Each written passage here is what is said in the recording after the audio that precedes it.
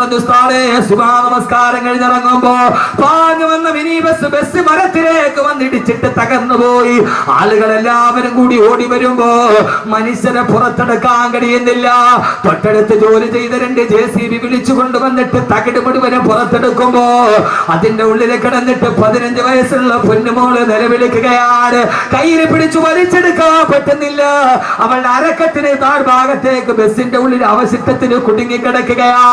അവള് കിടന്ന് നിലവിളിച്ചു 3/4 മണിക്കൂറോളം 10,000 ഓടിക്കൂടിയിട്ട് ധരിച്ചു നിൽക്കാനല്ലാതെ രക്ഷിക്കണേന്ന് നിലവിളിക്കുമ്പോ ഒരു സുന്ദരി പെൺകുട്ടി നിലവിളിക്കുമ്പോ പിടിച്ചു കയറ്റാൻ കഴിയാതെ JCB വന്നിട്ട് തകിടങ്ങട് മാറ്റിയിട്ട് വലിച്ചെടുക്കുമ്പോ ഉസ്താദെ കയ്യിൽ പിടിച്ചു വലിച്ചെടുക്കുമ്പോ അവളുടെ നിലവിളി അവസാനിച്ചിരുന്നു. വലിച്ചെടുത്തപ്പോ അവളുടെ അരക്ക് മുകളിലോട്ടുള്ള ഭാഗമാണ് വന്നത്, അതിനപ്പുറത്തേക്കുള്ള ഭാഗമില്ല.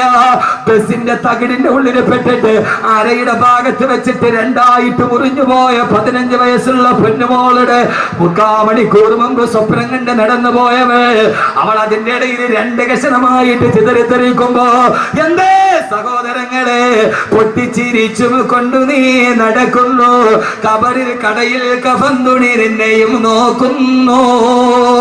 ആ ബസ്സിലിരുന്നിട്ട് പാരൽ കോളേജിലേക്ക് പോയ കോളേജ് വിദ്യാർത്ഥിനികളാ സീറ്റിലിരുന്നിട്ട് ആടിയും പാടിയും ചിരിച്ചുകൊണ്ട് നടന്നു പോകുമ്പോ പൊട്ടിച്ചിരിച്ചും കൊണ്ട് നീ നടക്കുന്നു. കടയിൽ കഫൻ തുണി നിന്നെയും നോക്കുന്നു. പൊട്ടിച്ചിരിച്ചുകൊണ്ട് നടന്നു പോകുമ്പോ അടുത്ത കടയിലിരുന്നിട്ട് കഫൻ തുണി നിന്നെ നോക്കി ചിരിക്കുകയാണ്. ചാടിക്കളിക്കുന്നാടുമെന്തറിയുന്നു പൊന്നുമോനെ. കൈ ഈ കുറ്റിയിൽ കെട്ടിയിട്ട് ആട്ടുംകുട്ടി കിടന്നിട്ട് ചാടുകയാണ്. ആട്ടുംകുട്ടിക്ക് അറിയില്ലല്ലോ അറക്കാരിൽ അറവുകാരൻ മറുഭാഗത്ത് കത്തിക്ക് മിനിസം കൂട്ടുന്നുണ്ടെന്ന്. ഇങ്ങനെ ഒരു ആട്ടുംകുട്ടിയല്ലേ നീ. ആ മറുഭാഗത്ത് അറവുകാരൻ കത്തിക്ക് മൂർച്ച കൂട്ടുമ്പോ അറിയാതെ ആടിച്ചു നിൽക്കുന്ന ആട്ടുംകുട്ടിയെ പോലെ ഈ ദുനിയാവിൽ ജീവിക്കുമ്പോ ഈ ദുനിയാവിൽ ഏറ്റവും ഒരു ആഗ്രഹം എന്തായിരിക്കണം? ഞാൻ പറയുന്നു മറ്റൊരാഗ്രഹം ഉണ്ടാവരുത്. ഭാര്യയും മക്കളുമല്ല, പരലോകത്ത് കുടിമാടത്ത് നിന്ന് എഴുന്നേറ്റ് നിൽക്കുമ്പോ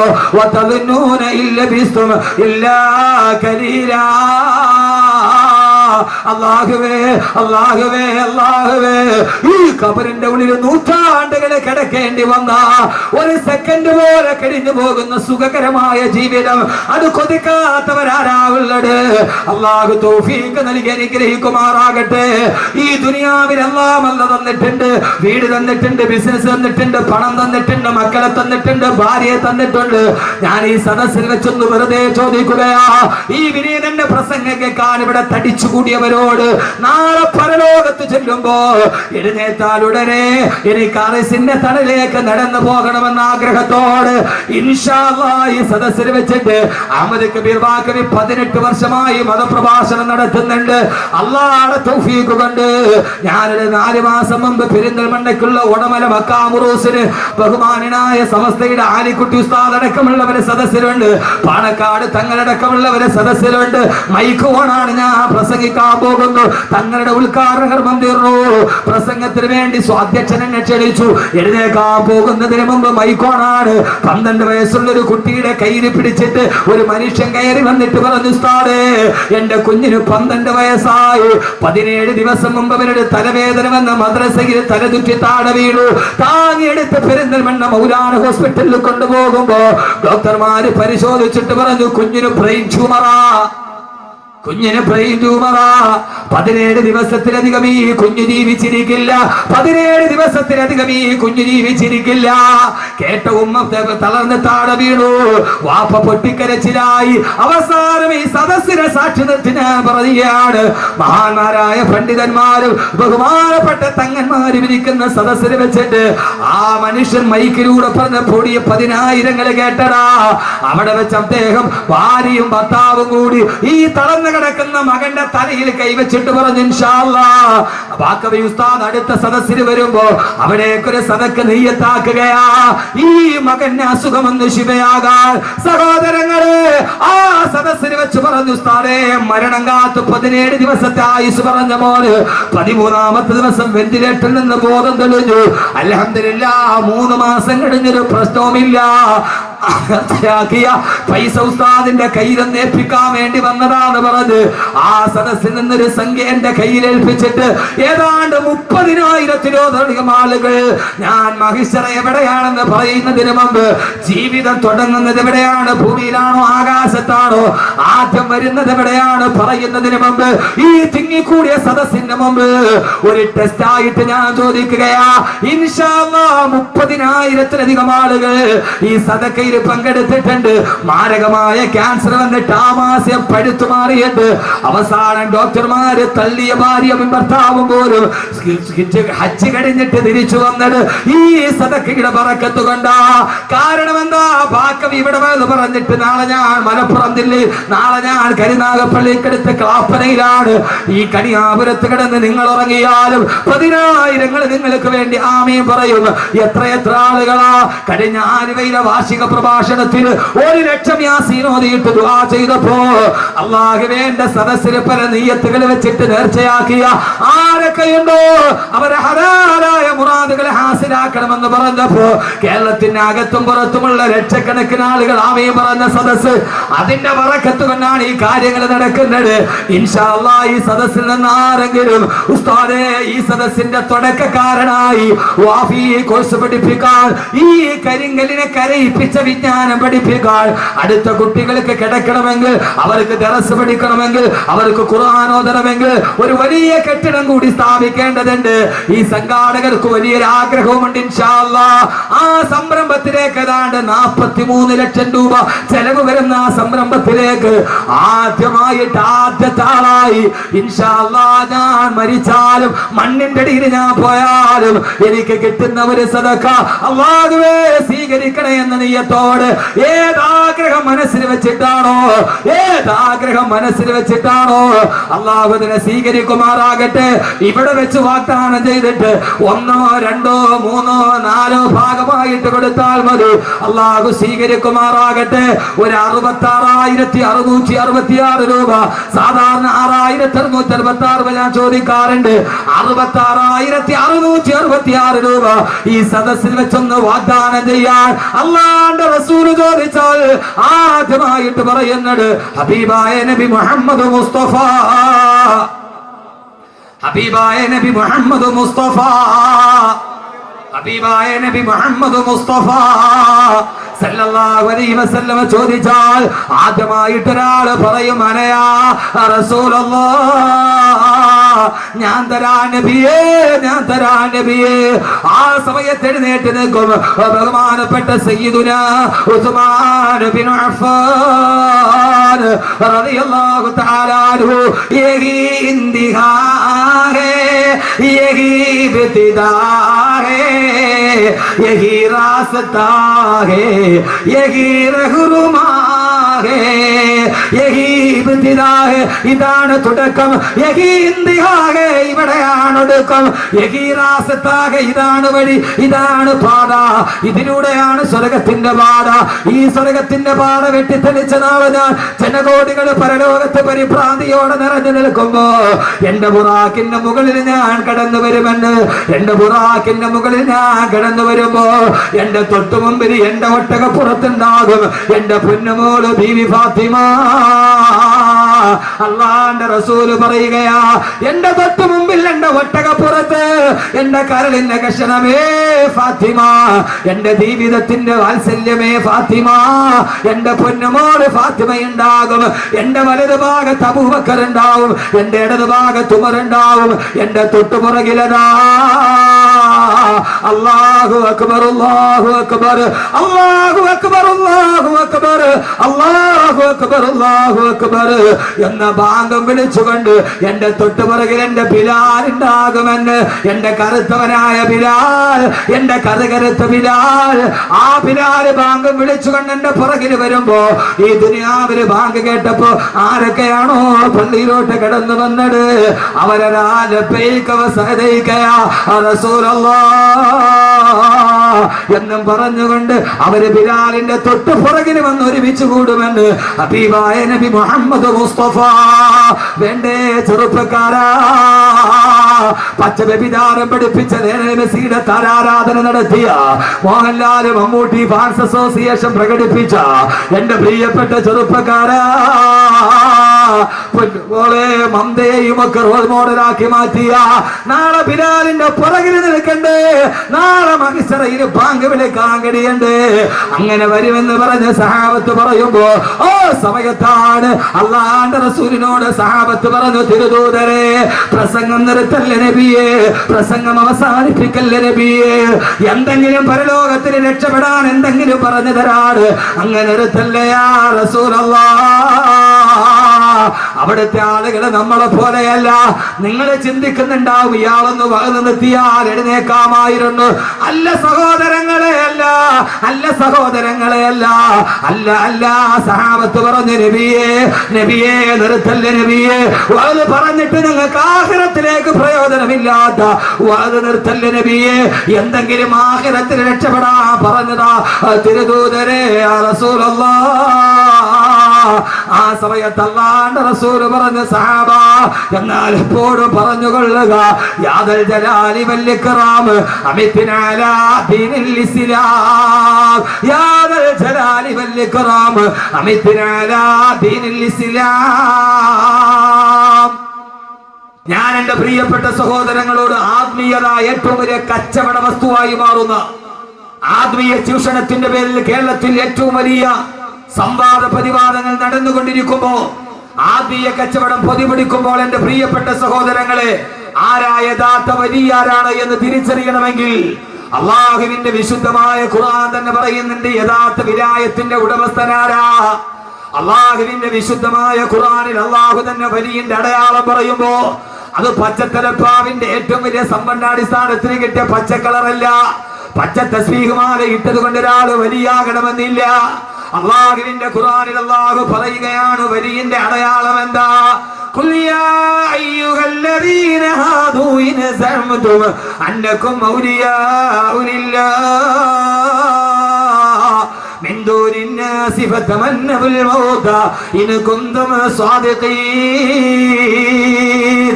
അള്ളാഹുവിന്റെ പ്രവാചകൻ നബി മുഹമ്മദ് മുസ്തഫ, ആദരവായ പ്രവാചകൻ നബി മുഹമ്മദ് മുസ്തഫ, താജദാറെ മദീന നബി മുഹമ്മദ് മുസ്തഫ സല്ലല്ലാഹു അലൈഹി വസല്ലമയുടെ ഏറ്റവും വലിയ എതിരാളികളായ ജൂതന്മാർ മുഴുവനും വകാലത്തിൽ യഹൂദു നഹ്നു അബ്നാഉല്ലാഹി വഅഹിബ്ബാഹു, ഞങ്ങൾ അള്ളാഹുവിന്റെ മക്കളാണ്, ഞങ്ങൾ അള്ളാഹുവിന്റെ ഇട്ടക്കാരാണെന്ന് അവകാശവാദം ഉന്നയിച്ചപ്പോ മക്കയിലെ ജൂതന്മാര് മുഴുവനും ഞങ്ങൾ പടച്ചതമ്പുരാന്റെ ഏറ്റവും വലിയ ഇട്ടക്കാരാ, അള്ളാഹുവിനെ ഏറ്റവും കൂടുതൽ സ്നേഹിക്കുന്നവരെ ഞങ്ങളാണെന്ന് ജൂതന്മാര് പറഞ്ഞു നടന്നപ്പോ ആ സമയത്ത് അല്ലാഹു സുബ്ഹാനഹു വ തആല അള്ളാഹുവിന്റെ റസൂലിനായ തറക്കി നബിയെ, അള്ളാഹുവിനോട് ഏറ്റവും ഇഷ്ടമുള്ളവരാണ് ജൂതന്മാരെന്നവർ അവകാശവാദം പറയുന്നുവെങ്കിൽ അവരോടങ്ങ് ചോദിക്കും, നബിയെ നിങ്ങൾ അള്ളാഹുവിനെ ഇഷ്ടപ്പെടുന്നവരാണെങ്കിൽ, അള്ളാഹുവിനെ നിങ്ങൾ സ്നേഹിക്കുന്നവരാണെങ്കിൽ, ഖുൽ യാ അയ്യുഹല്ലദീന ഹാദൂ ഇൻ സഅംതും അന്നകും ഔലിയാഉ ലില്ലാഹ്, നിങ്ങൾ അള്ളാഹുവിന്റെ ഔലിയാക്കളാ, അള്ളാഹുടെ വലിയകളാ നിങ്ങളെന്ന് നിങ്ങൾ ആടുകൾക്ക് 40 വട്ടം പറഞ്ഞുകൊണ്ടിരിക്കുന്നെങ്കിൽ വിലായത്തിന്റെ അടയാളം എന്താ? അള്ളാഹുന്റെ ഔലിയാക്കളാണ് നിങ്ങളെങ്കിൽ ഫതമന്നഉൽ മൗത, നിങ്ങൾക്ക് മരിക്കാൻ ധൈര്യമുണ്ടോ? നിങ്ങൾക്ക് മരിക്കാൻ ധൈര്യമുണ്ടോ? എത്രയും പെട്ടെന്ന് ഈ ഭൂമിയിൽ നിന്ന് ഭരിച്ചിട്ട് എന്റെ അടുക്കലേക്ക് വരാൻ നിങ്ങൾക്ക് ധൈര്യമുണ്ടോ എന്ന് അവരോട് ചോദിക്കുക. റസൂലല്ലാഹ് അള്ളാഹുവിന്റെ ചോദ്യം ഇറങ്ങി. അള്ളാഹുവിനെ ഇഷ്ടപ്പെട്ടവരാണെങ്കിൽ, പടച്ചറപ്പിനെ സ്നേഹിക്കുന്നവരാണെങ്കിൽ, പടച്ചറപ്പിന്റെ ഇട്ടക്കാരാണെങ്കിൽ, പടച്ചറപ്പിനെ സ്നേഹിക്കുന്നവരാണെങ്കിൽ, പടച്ചറപ്പിന്റെ സ്വർഗത്തിന്റെ അവകാശികളാണെങ്കിൽ നിങ്ങൾക്ക് ആർക്കെങ്കിലും കഴിയോ? നിങ്ങൾ ആരെങ്കിലും മരണത്തെ ഇഷ്ടപ്പെടുമോ? ഈ ഭൂമിയിൽ നിന്ന് മരിച്ചിട്ട് എന്നെ മണ്ണിന്റെ അടിയിലേക്ക് വരാൻ, പരലോകത്തേക്ക് എഴുന്നേറ്റ് നിൽക്കാൻ. എന്നിട്ട് അള്ളാഹു പറയുകയാണില്ല നബിയെ, ولا يتمنونه أبدا بما قدمت أيديهم والله عليم بالظالمين. അവരൊരിക്കലും മരിക്കാൻ ആഗ്രഹിക്കില്ല നബിയെ. ഈ ഭൂമിയിൽ നിന്ന് മരണത്തോടെ വിട പറഞ്ഞു പോകാൻ, ആരുടെ മണ്ണിലേക്ക് പോയി മരന്ന് കിടക്കാൻ അവരൊരിക്കലും ആഗ്രഹിക്കില്ല നബിയെ. കാരണം എന്തെന്നറിയുമോ? അവര് ജീവിതത്തിൽ ചെയ്ത പ്രവർത്തനങ്ങൾ അത്ര നല്ലതല്ല. അവർ ഈ ഭൂമിയിൽ ചെയ്തു കൂട്ടിയത് അത്ര നന്മകളൊന്നുമല്ല. തിന്മകൾ മുഴുവനെ ചെയ്തു കൂട്ടി അവരങ്ങനെയാ. അവരൊരിക്കലും മരിക്കാൻ ആഗ്രഹിക്കില്ല നബിയെ. അള്ളാഹുവിന്റെ വിശുദ്ധമായ ഖുർആൻ ഞങ്ങൾ അള്ളാഹുവിനെ അനുസരിച്ച് ജീവിക്കുന്നവരാണെന്ന് അവകാശവാദം പറഞ്ഞ ചൂതന്മാരെ കണ്ണിച്ചുകൊണ്ടിരക്കി ആയത്തിന്റെ തുടക്കം ചോദിച്ചുകൊണ്ട് മരണത്തെ കുറിച്ച് കേൾക്കാൻ എന്റെ പ്രിയപ്പെട്ട സഹോദരങ്ങളോട് ചോദിക്കട്ടെ, മരണം ഈ യഥാർത്ഥ ജീവിതത്തിന്റെ തുടക്കമാണെങ്കിൽ ആർക്കെങ്കിലും ധൈര്യമുണ്ടോ മരണത്തെ ആഗ്രഹിക്കാൻ? അല്ലാഹുവേ, യഥാർത്ഥ ജീവിതത്തിന്റെ തുടക്കം മരണമല്ലയോ? ഇനിയല്ലയോ മഹിഷറയുള്ളത്? ഇനിയല്ലയോ അർശിന്റെ തണലുള്ളത്? മരണത്തിന്റെ ശേഷമല്ലേ അർശിന്റെ തണലുള്ളത്? മരണത്തിന് ശേഷമല്ലേ ഹിസാബുള്ളത്? മരണത്തിന് ശേഷമല്ലേ സിറാത്തുള്ളത്? മരണത്തിന് ശേഷമല്ലേ മീസാനുള്ളത്? മരണത്തിന് ശേഷമല്ലേ നരകമുള്ളത്? മരണത്തിന് ശേഷമല്ലേ സ്വർഗത്തിന്റെ സുന്ദരതയുള്ളത്? അതുകൊണ്ട് എനിക്ക് നീ ദുനിയാവിൽ ജീവിക്കണ്ട, എത്രയും പെട്ടെന്ന് എനിക്ക് ഇവിടെ നിന്ന് മരിച്ചാൽ മതിയെന്ന് എന്തേ സഹോദരന്മാരെ ആഗ്രഹിക്കാൻ കഴിയുന്നില്ല? അല്ലാഹു പറയുകയാണ്, അവരുടെ ജീവിതത്തിൽ അവര് ചെയ്തു വെച്ച കാര്യങ്ങൾ അത്ര നല്ലതല്ലാത്തത് കൊണ്ട് അവരാരും മരണത്തെ ആഗ്രഹിക്കില്ലെന്ന് അള്ളാഹുവിന്റെ വിശുദ്ധ ഖുർആൻ. അള്ളാഹുവിന്റെ ഖുർആനിൽ അള്ളാഹു പറയുകയാ, നിങ്ങൾ ആരെങ്കിലും അള്ളാഹുവിന്റെ വിനായത്തിന്റെ അടയാളം മരിക്കാൻ ആഗ്രഹിക്കുക എന്നുള്ളത്. വലിയാരാ ഔലിയാക്കൾക്ക് ഇവിടെ ജീവിക്കണമെന്ന് വലിയ ആഗ്രഹമൊന്നുമില്ല. അതുകൊണ്ട് തന്നെ അവർക്ക് പണത്തിനോട് വലിയ അത്യാർത്തിയൊന്നുമില്ല. അള്ളാഹുവിന്റെ യഥാർത്ഥ വലിയകളാരാ? അവര് പണത്തിനോട് ആർത്തികളുള്ളവർ. അവരായിരത്തോടും ലക്ഷങ്ങളോടും കോടികളോടും ആർത്തിയുള്ളവരല്ല. അവർ അള്ളാഹുവിന് ഇഷ്ടപ്പെട്ടവരാണെങ്കിൽ, ഹബീബായ നബി മുഹമ്മദ് മുസ്തഫ സല്ലല്ലാഹു അലൈഹി വസല്ലമയെ സ്നേഹിക്കുന്നവരാണെങ്കിൽ അവർ ലക്ഷത്തിന്റെയും കോടികളുടെയും കഥ പറയുന്നവരല്ല. അവരെത്രയും പെട്ടെന്ന് ഈ ഭൂമിയിൽ നിന്നും മരിക്കണമെന്ന് ആഗ്രഹിക്കുന്നവരാണ്. യഥാർത്ഥത്തിൽ ജീവിതത്തിൽ ആഗ്രഹിക്കേണ്ടത് മരിക്കാൻ, എത്രയും പെട്ടെന്ന് മരിക്കണം. അല്ലാഹു തൗഫീഖ് തരട്ടെ.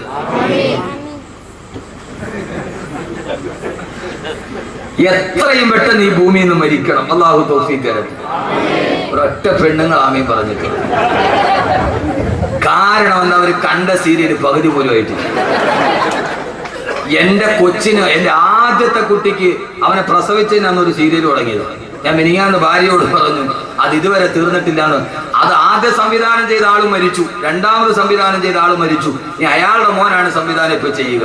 സീരിയൽ പകുതിയായിട്ടും അതിൽ ആദ്യത്തെ ദുഷ്ട പിന്നെ നന്നാവും, പിന്നെ അവള് ദുഷ്ടയാവും, പിന്നെ അടുത്ത് നന്നാവും, അമ്മാതിരി. അപ്പൊ ഇനിയിപ്പൊ അത് തീർന്നിട്ട് അതിന്റെ ക്ലൈമാക്സ് കാണാതെ എങ്ങനെ മരിക്ക? പച്ചപ്പൊട്ടി, പച്ചപ്പൊട്ടി, പൊട്ടി വേറെ പച്ചപ്പൊട്ടി. ഈ ഇരിക്കുന്ന പച്ചപ്പൊട്ടികൾ.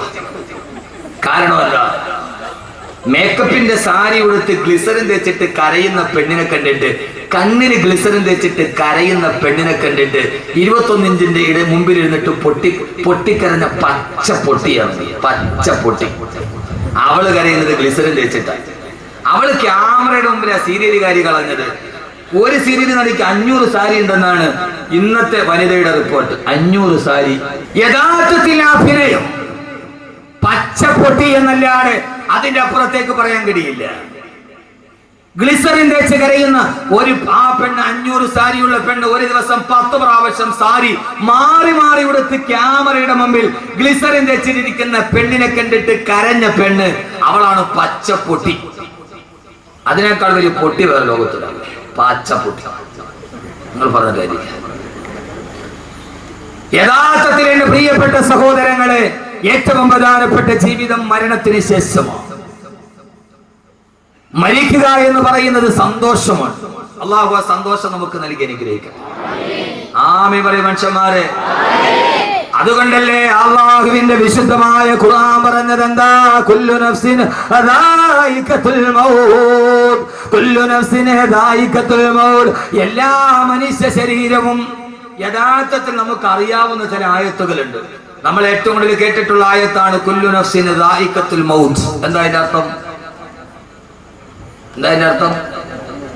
ഇതാ ദറസ് എന്നതിന്റെ ഗുണം. എല്ലാ ജീവജാലങ്ങളും മരണപ്പെട്ടു പോകും. ഇത് നമ്മൾ പണ്ട് മുതലേ പറഞ്ഞു പഠിച്ച ഒരർത്ഥമാണ്. ചില ആയത്തുകൾ നമുക്ക് ആയത്തറിയാം, പക്ഷെ അർത്ഥം അറിയില്ല. അതിന് വലിയ ഹിസാൻ വൈത്തായതിൽ കുറവ്. അപ്പം നമുക്കറിയാം ജുമയുടെ ശക്തം ബെല്ലടിച്ചു പള്ളിക്കകത്ത് ഒരാൾ ബെല്ലാണ്. ആയത്ത് കേൾക്കുമ്പോൾ മോനെ ഒന്നുകൂടി ഒത്തിരി സൗണ്ട് തുറന്നു വിട്ടേ, ഒരു ഇത്തിരി എക്കോ വെറുതെ വിട്ടാ ഹുനാന്ന് പറഞ്ഞാൽ ഹുന ഹുന ഹുനാന്ന് കേൾക്കരുത്, എന്നാലേ തന്നെ സുഖമുള്ളൂ. ആ സമയം യഥാർത്ഥത്തിൽ നമ്മൾ പണ്ട് മുതലേ പറഞ്ഞു പഠിച്ച ഒരർത്ഥമാണ് കുല്ലു നഫ്സിൻ ദായിഖത്തുൽ മൗത്ത്. എല്ലാ ജീവജാലങ്ങളും മരണം. ഇവിടെ എല്ലാ ജീവജാലങ്ങളും മരിക്കുമെന്നല്ല, കുല്ലു നഫ്സിൻ ദായിഖത്തുൽ മൗത്ത്. എല്ലാ ജീവജാലങ്ങളും മരണത്തിന്റെ രുചിയേറി. ദാഖ എന്ന് പറഞ്ഞാൽ രുചിക്കുക. മരണത്തിനൊരു രുചിയുണ്ടെന്ന് വിശുദ്ധ ഖുർആൻ. മരണത്തിന് രുചിയുണ്ട്. ഓണമെടുത്തപ്പോ സീരിയലുകളിൽ മുഴുവനും ചാനലുകൾ മുഴുവനും എല്ലാ പത്രപ്രസിദ്ധീകരണങ്ങളും പായസം ഉണ്ടാക്കുന്ന രുചിയുടെ വകഭേദങ്ങൾ പറയുമ്പോ എല്ലായിടത്തും പായസത്തിന്റെ രുചിയാണ്. അൽസാദിന് 101 കറിയാണ് ഇപ്രാവശ്യം ഗിന്നസ് ബുക്കിൽ കയറാൻ പോയ കഴക്കൂട്ടത്ത്. എല്ലായിടത്തും രുചിയുടെ കഥകൾ. യഥാർത്ഥത്തിൽ എന്റെ പ്രിയപ്പെട്ട സഹോദരങ്ങളെ, ഏറ്റവും വലിയ രുചിയേടാ. അള്ളാന്റെ ഖുർആൻ പറയുകയാണ് കുല്ലു നഫ്സിൻ ദായിഖത്തുൽ മൗത്ത്. എല്ലാ ജീവജാലങ്ങളും മരണത്തിന്റെ രുചിയറിയുമെന്ന് ദാഖ എന്ന് പറഞ്ഞാൽ രുചിക്കുക. മരണത്തിന് രുചിയുണ്ട്. ആ രുചി ഏതാണ്? ഏതായാലും ലോകത്ത് രണ്ട് രുചിയേ ഉള്ളൂ. ഒന്നുകിൽ അത് മധുരമാണ്, അല്ലെങ്കിൽ അത് കയ്പാണ്. മരണത്തിന് 2 രുചിയാണ്. ഒന്നുകിൽ കയ്പേറിയ മരണം, അല്ലെങ്കിൽ രുചികരമായ മധുരമൂറുന്ന മരണം. അല്ലാഹുവേ അല്ലാഹുവേ അല്ലാഹുവേ, നിന്റെ അടിമകൾ ഈ പാതിരാ സമയത്ത് ഇവിടെ ഒരുമിച്ചിരിക്കുകയാണ്. ജീവിതത്തിന്റെ കഥ പറയാനല്ല, ലാഭത്തിന്റെ കണക്ക് കൂട്ടുകാരനാക്കാനല്ല. അല്ലാഹുവേ, ഞങ്ങളുടെ ഏറ്റവും വലിയ കച്ചവടം മരണത്തിന് ശേഷമുള്ള കച്ചവടമാണ്. ഞങ്ങളുടെ മരണം നീ രുചികരമാക്കണേ അല്ലാ. ഞങ്ങളുടെ മരണം നീ രുചികരമാക്കി തരണേ തമ്പുരാനെ. ഏറ്റവും രുചികരമായ മരണം കാണുമ്പോ, അതുകൊണ്ടല്ലേ ആദരവായ പ്രവാചകൻ നബി മുഹമ്മദ് മുസ്തഫ, ആദരവായ പ്രവാചകൻ നബി മുഹമ്മദ് മുസ്തഫ സല്ലല്ലാഹു അലൈഹി വസല്ലമയുടെ പ്രിയപ്പെട്ട സഹാബി ബഹുമാനപ്പെട്ട സയ്യിദുനാ ബിലാൽ, കറുത്തവനായ ബിലാൽ, കറുത്ത ബിലാൽ, ഉമയ്യത്തിന്റെ ചാട്ടവാറടിയേറ്റിട്ട് പിടഞ്ഞു പോയ ബിലാൽ, ആഫ്രിക്കക്കാരനായ ബിലാൽ.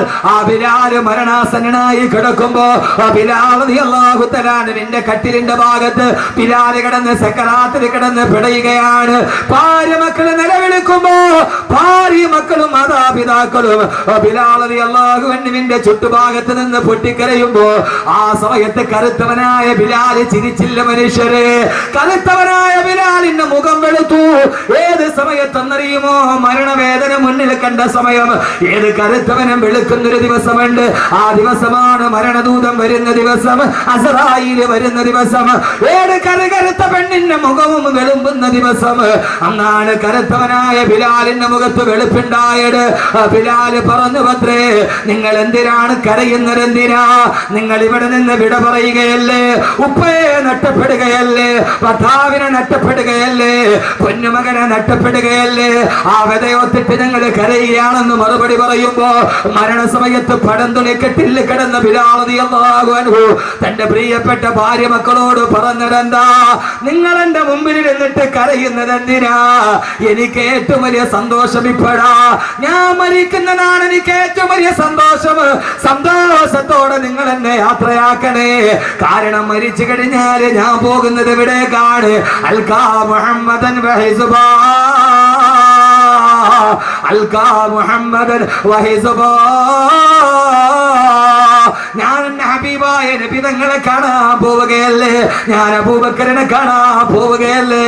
എനിക്ക് മുമ്പേ വിട പറഞ്ഞു പോയ ഉമറിനെ കാണാൻ, എനിക്ക് മുമ്പേ വിട പറഞ്ഞു പോയ ഉമറിനെ കാണാൻ. സഹോദരങ്ങളെ, മരണം ജീവിതത്തിന്റെ തുടക്കമെന്ന ശീർഷകത്തിന്റെ കീഴിൽ ആദ്യം അറിയുക, മരിച്ചു കഴിഞ്ഞാലാണ് പിന്നെ മനക്കോട്ടകൾ തെളിയുക. സ്വപ്നങ്ങൾ പൂവണിയുന്ന ദിവസം മരണശേഷമാണ്. ഇവിടെ സ്വപ്നം കാണാനേ കഴിയൂ. ഇത് സ്വപ്നം വിളയുന്ന മണ്ണല്ല, ഈ ഭൂമി സ്വപ്നം മണയുന്ന തിളയുന്ന മണ്ണല്ല. ഈ ഭൂമി സ്വപ്നങ്ങൾ തകർന്നു പോകുന്ന മണ്ണാണ്. വമൽ ഹയാത്തു ദുനിയാ ഇല്ലാ മതാഉൽ ഗുറൂർ. ഈ ദുനിയാവിലെ സ്വപ്നങ്ങൾ പൂവണിഞ്ഞിട്ട് ഒരാളും പോയിട്ടില്ല. ഒരു മനുഷ്യന്റെ ഈ സ്വപ്നങ്ങൾ ഇവിടെ പൂവണിഞ്ഞിട്ടില്ല. ആളുകളെ കുട്ടുകുടാ ചിരിപ്പിച്ചവരെ ചിരിക്കാൻ കഴിയാത്ത ഭൂമി.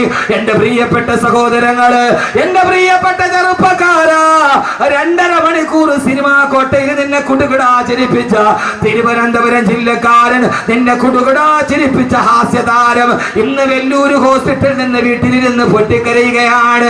അയാൾക്ക് ചിരിക്കാൻ കഴിയുന്നില്ല. 2.5 മണിക്കൂർ നിന്നെ പൊട്ടിച്ചിരിപ്പിച്ചവര് ഇന്ന് കസേരയിലിരുന്നിട്ട് ചിരിക്കാൻ കഴിയുന്നില്ല. മറ്റൊരുത്തനെ ചിരിപ്പിച്ചവരെ ചിരിക്കാൻ കഴിയാത്ത ലോകം. 2.5 മണിക്കൂർ നിന്നെ പൊട്ടിച്ചിരിപ്പിച്ച ഇരിങ്ങാലക്കുടക്കാരൻ ഇന്നസെന്റിന്റെ ജീവിതത്തിൽ ചിരിക്കാൻ കഴിഞ്ഞിട്ടില്ല. ആ മഹാനായ നടൻ പോലും, നിങ്ങളുടെ ഭാഷയിൽ ഞാൻ പറഞ്ഞാൽ ആ വലിയ നടൻ പോലും പറഞ്ഞത് എന്തെന്നറിയുമോ?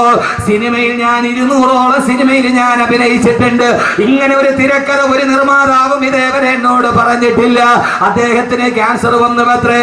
രോഗത്തോട് മല്ലടിച്ച് അവസാനം ചെക്കപ്പിന് പോയപ്പോ ഭാര്യ തൊട്ടടുത്തിരിക്കുന്നുണ്ട്. ഡോക്ടർ പറഞ്ഞു, നിങ്ങളുടെ രോഗം പൂർണ്ണമായി ഭേദമായി. തലേ ദിവസം ഭാര്യയ്ക്ക് ഒരു തലവേദന വന്നു. അതിന്റെ റിസൾട്ട് വാങ്ങിക്കാൻ അതേ ഡോക്ടർ തന്നെ പറഞ്ഞു.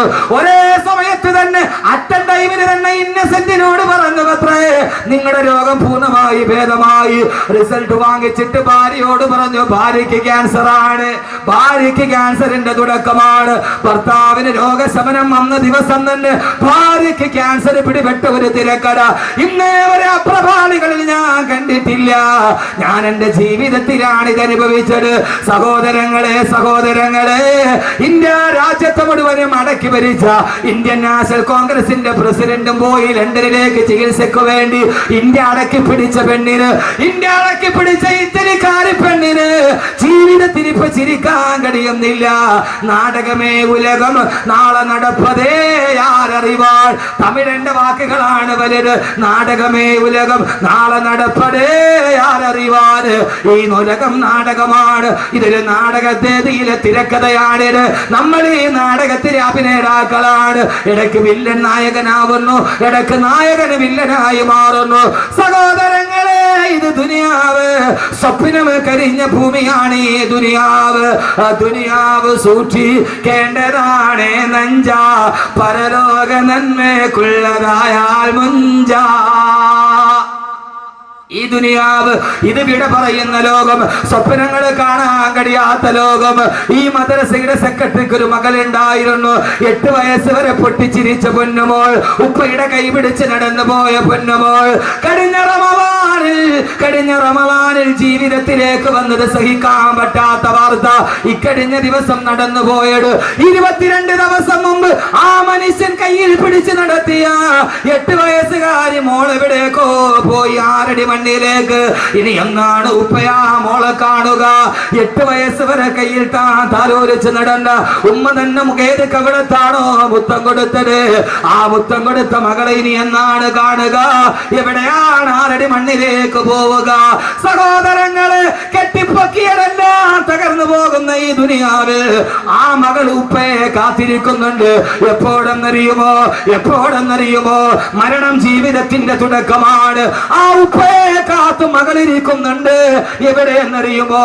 നിന്റെ കബറിലേക്ക് കൊണ്ടുപോയി നിന്നെ മയ്യത്തിറക്കി വെച്ചിട്ട് അതിന്റെ മുകളിലേക്ക് ഒരു പിടി മണ്ണും വാരിയിട്ടിട്ട് മിൻഹാ ഖലഖനാകും വഫീഹാ നുഈദുകും വമിൻഹാ നുഖ്രിജുകും താറതൻ ഉഖറാ.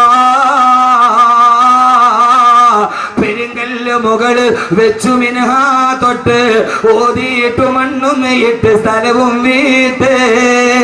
അതിന്റെ മുകളിൽ ഒരു പെരുങ്കല്ലും വെച്ചിട്ട് എല്ലാവരും വിട പറഞ്ഞു കഴിയുമ്പോ മണ്ണിട്ട് മൂടിയിട്ട് കബറിന്റെ ഉള്ളിലേക്ക് വെച്ചിട്ട് വിട പറയുമ്പോ ആ സമയത്ത് കബറിലേക്ക് ആദ്യം വരുന്നത് അടക്കി പിരിഞ്ഞിട്ട് പള്ളിക്കാട്ടിൽ നിന്ന് സർവരും പോകുമ്പോ കബറിലേക്ക് ആദ്യം വരുന്നത് മുൻകരൻ നക്കീറുമല്ല, അടുത്തേക്ക് വരുന്നത് മലക്കുകളല്ല. അതിനു മുമ്പ് നിന്റെ ഉപ്പ മരിച്ചു പോയിട്ടുണ്ടെങ്കിൽ, നിന്റെ ഭാര്യ മരിച്ചു പോയിട്ടുണ്ടെങ്കിൽ, നിന്റെ ബന്ധുക്കൾ മരിച്ചു പോയിട്ടുണ്ടെങ്കിൽ, നിന്റെ പൊന്നുമോള് മരിച്ചു പോയിട്ടുണ്ടെങ്കിൽ അവരുടെ ആത്മാവ് കബറിൽ കിടക്കുന്നവനെ കാണാനെത്തുമെന്ന് ഇതേവരെ കള്ളം പറയാത്ത നാവ് കൊണ്ട് റൂഹി ഫിദാ നബി മുഹമ്മദ് മുസ്തഫ. ആ മനുഷ്യൻ മരിച്ചിട്ട് മണ്ണിന്റെ അടിയിലിട്ടിട്ട് പോകുന്ന ദിവസം കാണാൻ വരും ഉപ്പ. ഈ ലോകത്തെ കുറിച്ചാണ് ഞാൻ പറയുക. ഉപ്പ എന്താണ് ഞാൻ വിട പറഞ്ഞതിന് ശേഷം ഭൂമിയിലെ വിശേഷം ഹബീബായ നബി മുഹമ്മദ് മുസ്തഫ. അറിയാത്തതറിയുക സഹോദരങ്ങള്, ആദ്യം മരണപ്പെട്ടു പോയവന്റെ ആത്മാവുകൾ, അതിനു മുമ്പേ മരിച്ചു പോയവർ കബറിന്റെ ഉള്ളിൽ നേരത്തെ മരിച്ചുപോയ ബന്ധുക്കളുടെ വാപ്പയുടെ ഉമ്മയുടെ റൂഹുകൾ പരസ്പരം അഭിവാദ്യം ചെയ്യുമെന്ന് നബി മുഹമ്മദ് മുസ്തഫ. നിങ്ങൾ നോക്ക് മനുഷ്യന്മാരെ, ഞാൻ കടയും കടക്കഥയും പറയാൻ വന്നതല്ല. എനിക്ക് നിങ്ങളോട് പറയണം, എനിക്ക് പറയേണ്ടത് ഈ ഭൂമിയുടെ വിജ്ഞാനമാണ്. ഈ ഭൂമിയുടെ വിജ്ഞാനമല്ല, ആഖിറത്തിന്റെ വിജ്ഞാനമാണ്. ആഖിറത്തിന്റെ വിജ്ഞാനമാണ് ഇത് കരിങ്കലിനെ കരയിപ്പിച്ച വിജ്ഞാനമാണ്. അള്ളാഹു ഇത് പഠിക്കാൻ തൗഫീഖ് നൽകട്ടെ. അള്ളാഹു ഇത് പഠിക്കാൻ തൗഫീഖ് നൽകട്ടെ. അത് പഠിപ്പിക്കാനാണ് സംവിധാനമില്ലാത്തത്. ആർക്കറിയാം? മണ്ണിലേക്ക് കൊണ്ടുപോയി വെച്ചാൽ പിന്നെ പ്ലാസ്റ്റിക് ചുരുട്ടിയിട്ട് വലിച്ചെറിയാനുള്ളതല്ല. നിന്നെ അവിടെ കൊണ്ടുപോയി വെച്ചാൽ നിന്റെ ഉപ്പ മരിച്ചിട്ട് കണിയാപുരം പള്ളിയുടെ ഖബർസ്ഥാനം ഉണ്ടെങ്കിൽ കാണാൻ വരും, മോനെ എനിക്ക് ശേഷം നിന്റെ വാർത്തകൾ എന്തൊക്കെയായിരുന്നു. 6 അടി മണ്ണിന്റെ ഉള്ളിലിരുന്നിട്ട് വാപ്പയോട് മകൻ സംസാരിക്കുന്ന ദിവസം ഖബറിലെ പ്രഥമ രാത്രിയാണ്. ഖബറിലെ പ്രഥമ രാത്രിയാണ്.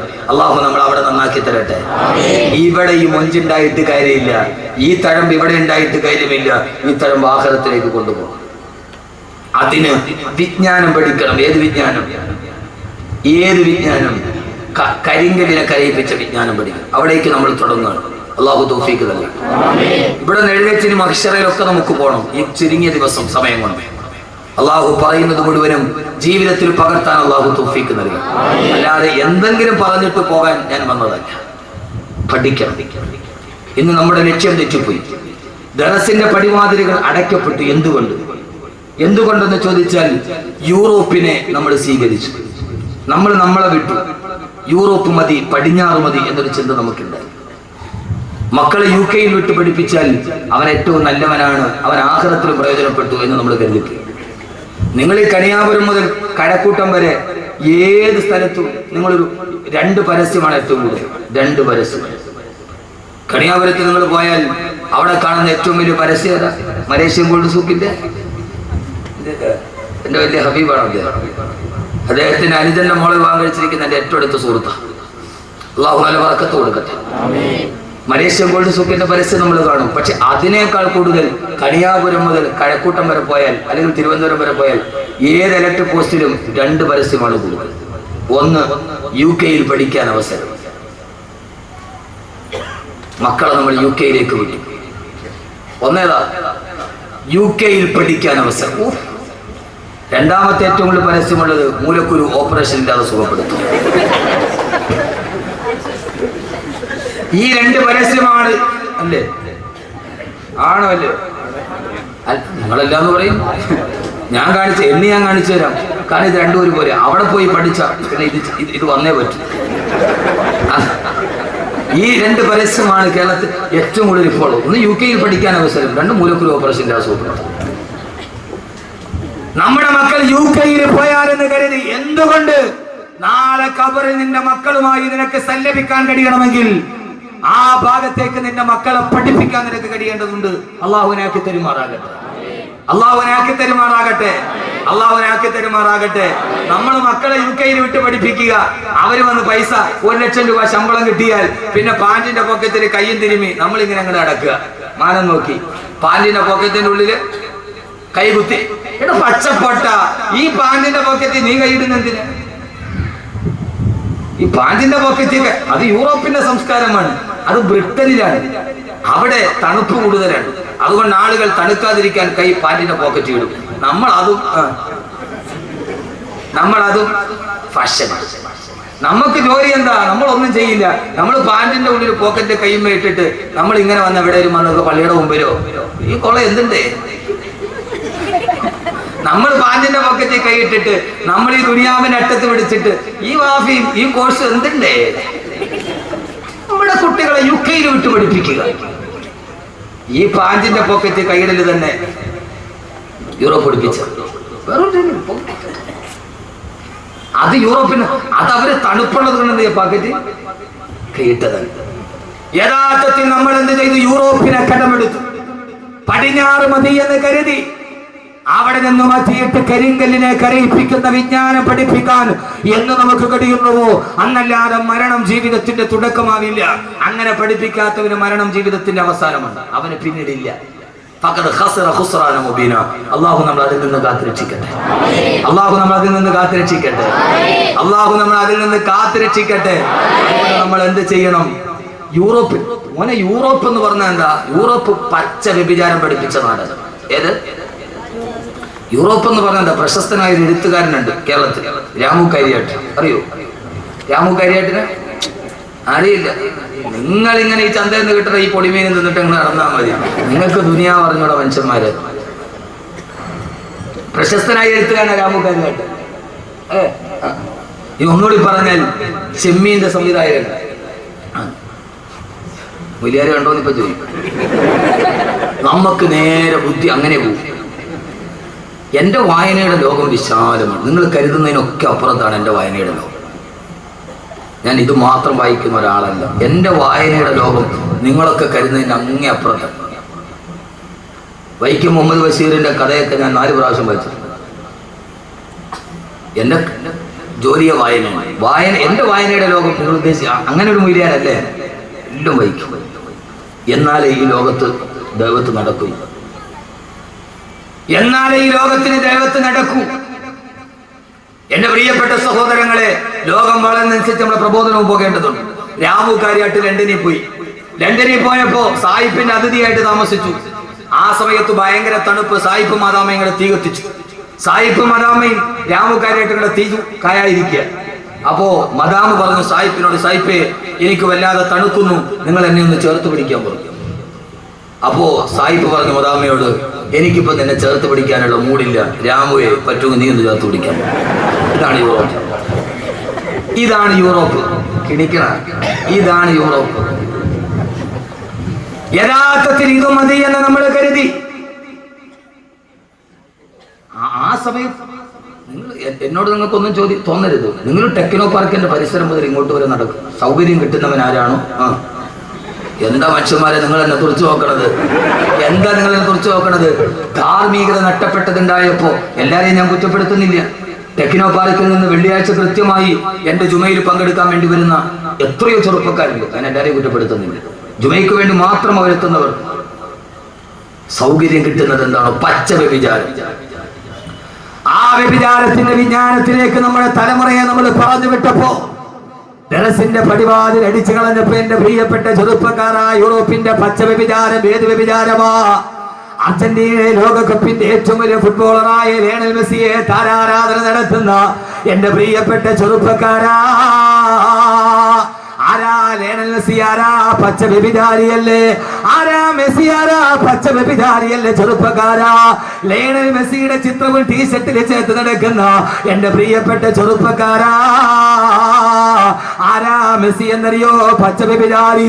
കഴിഞ്ഞ ലോകകപ്പിന് അർജന്റീന തോറ്റ് കഴിഞ്ഞപ്പോ, തോറ്റെന്ന് പറഞ്ഞാൽ അന്തം വിട്ട തോക്കല് തോറ്റപ്പോ, എതിരില്ലാത്ത 4 ഗോളിന് അർജന്റീന തോറ്റു.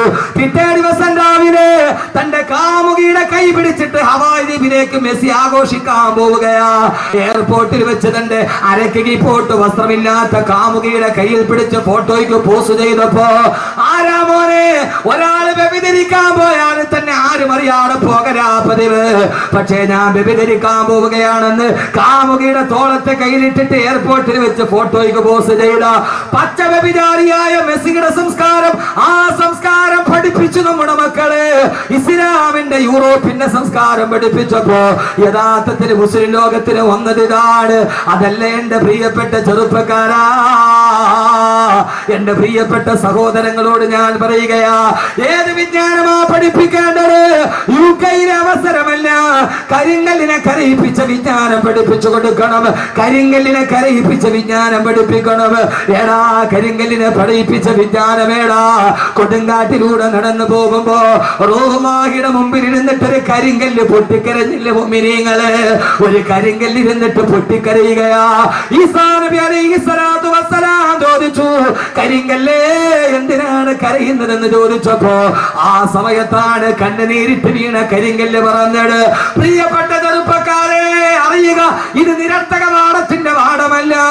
ഈ കാണുന്ന കരിങ്കല്ല് പൊട്ടിക്കരഞ്ഞവത്രേ. കരിങ്കല്ലിന്റെ കണ്ണിലൂടെ കണ്ണുനീര് തടം തല്ലിയാത്തൊഴുത്തുവത്രേ. റൂഹുല്ലാഹി ഈസാ നബി ചോദിച്ചു, കരിങ്കല്ലേ എന്തിനാണ് കരയുന്നതെന്ന് ചോദിച്ചപ്പോ ആ സമയത്താണ് കരിങ്കല്ല് പറഞ്ഞത്, അൽഹമനി റബ്ബി വഖൂദുഹന്നാസു വൽ ഹിജാറ. എന്റെ അല്ലാഹു എനിക്ക് അറിയിപ്പിച്ചു തന്നു, നാളെ നരകത്തിൽ തീ പിടിപ്പിക്കാൻ ഉപയോഗിക്കുന്നത് കരിങ്കല്ലിനെയാണ്. നാളെ നരകത്തിന്റെ കുണ്ടത്തിലോട്ട് വലിച്ചു വെക്കുന്നത് മനുഷ്യരെയും കരിങ്കല്ലുകളെയുമാ എന്ന് അല്ലാഹു എനിക്ക് അറിയിപ്പിച്ചു തന്നു. അതറിഞ്ഞത് മുതൽ ഞാൻ ഇവിടെ ഇരുന്ന് കരയുകയാണെന്ന് പറഞ്ഞു കരിങ്കല്ല്. ആ കരിങ്കല്ലിനെ പോലെ തന്നെയാ മനുഷ്യന് നരകത്തിലെ തീക്കുണ്ടങ്ങളാ. എന്തേ മനുഷ്യരെ കരയുന്നില്ല? എന്തേ കവളിലൂടെ കണ്ണുനീര് തടം തല്ലിയാത്തൊഴുകുന്നില്ല? എന്റെ അമ്മ എന്നോട് പറഞ്ഞു, നാളെ നരകത്തിൽ കത്തിക്കപ്പെടുമല്ലോ എന്നോത്തിട്ട് വടിയരികിരുന്ന് കരിങ്കല്ല് കരയുന്നത് കണ്ടപ്പോ അവിടെ ഇരുന്നു കൊണ്ട് ഈസാ നബി കരിങ്കല്ലിന്റെ കരച്ചിൽ കണ്ടപ്പോ ഈസാ നബി അല്ലാഹുവോട് ദുആ ചെയ്തു, അല്ലാഹുവേ അല്ലാഹുവേ അല്ലാഹുവേ, ഈ കരിങ്കല്ലിന്റെ കരച്ചിൽ കണ്ടിട്ട് സഹിക്കുന്നില്ല അല്ലാ, ഇതിന് നീ എന്തെങ്കിലും ഒരു പരിഹാരം ഉണ്ടാക്കണം. അല്ലാഹു പറഞ്ഞു, ഈസാ നബിയെ ആ കരിങ്കല്ലിനോട് പറയുക, അതിനെ മാത്രം ഞാൻ നരകത്തിലിടില്ലെന്ന്. ഈ ഭൂമി ലോകത്തിലെ മുഴുവൻ കരിങ്കല്ലുകളെ നരകത്തിലിട്ട് ആളിക്കത്തുമ്പോ ഈ കരിങ്കല്ലിനെ മാത്രം ഞാൻ നരകത്തിലിടുന്ന് പറയ ഈസാ.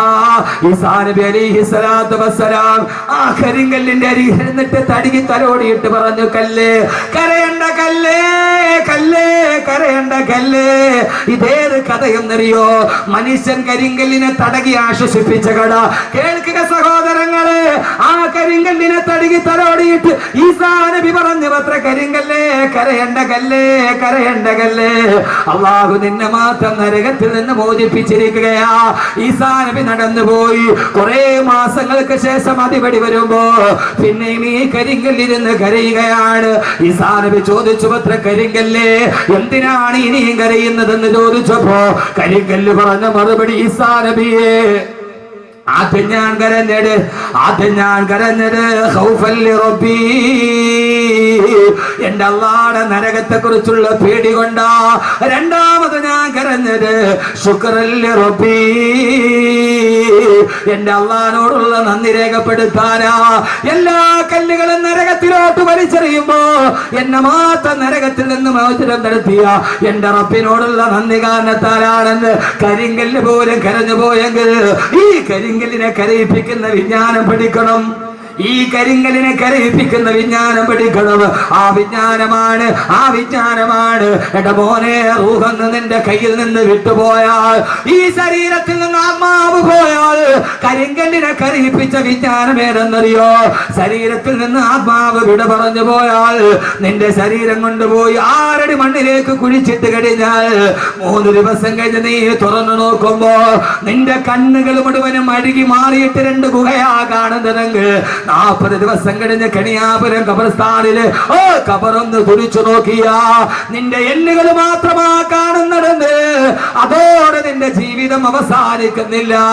അഴുകി പോകുന്ന 6 അടി മണ്ണിന്റെ ഉള്ളിൽ നിന്റെ മാതാപിതാക്കൾ നിന്നെ കാണാനെത്തുമെന്ന്, സ്വർഗത്തിന്റെ മാലാകമാര് നിന്നെ സന്ദർശിക്കാനെത്തുമെന്ന്. എന്നിട്ട്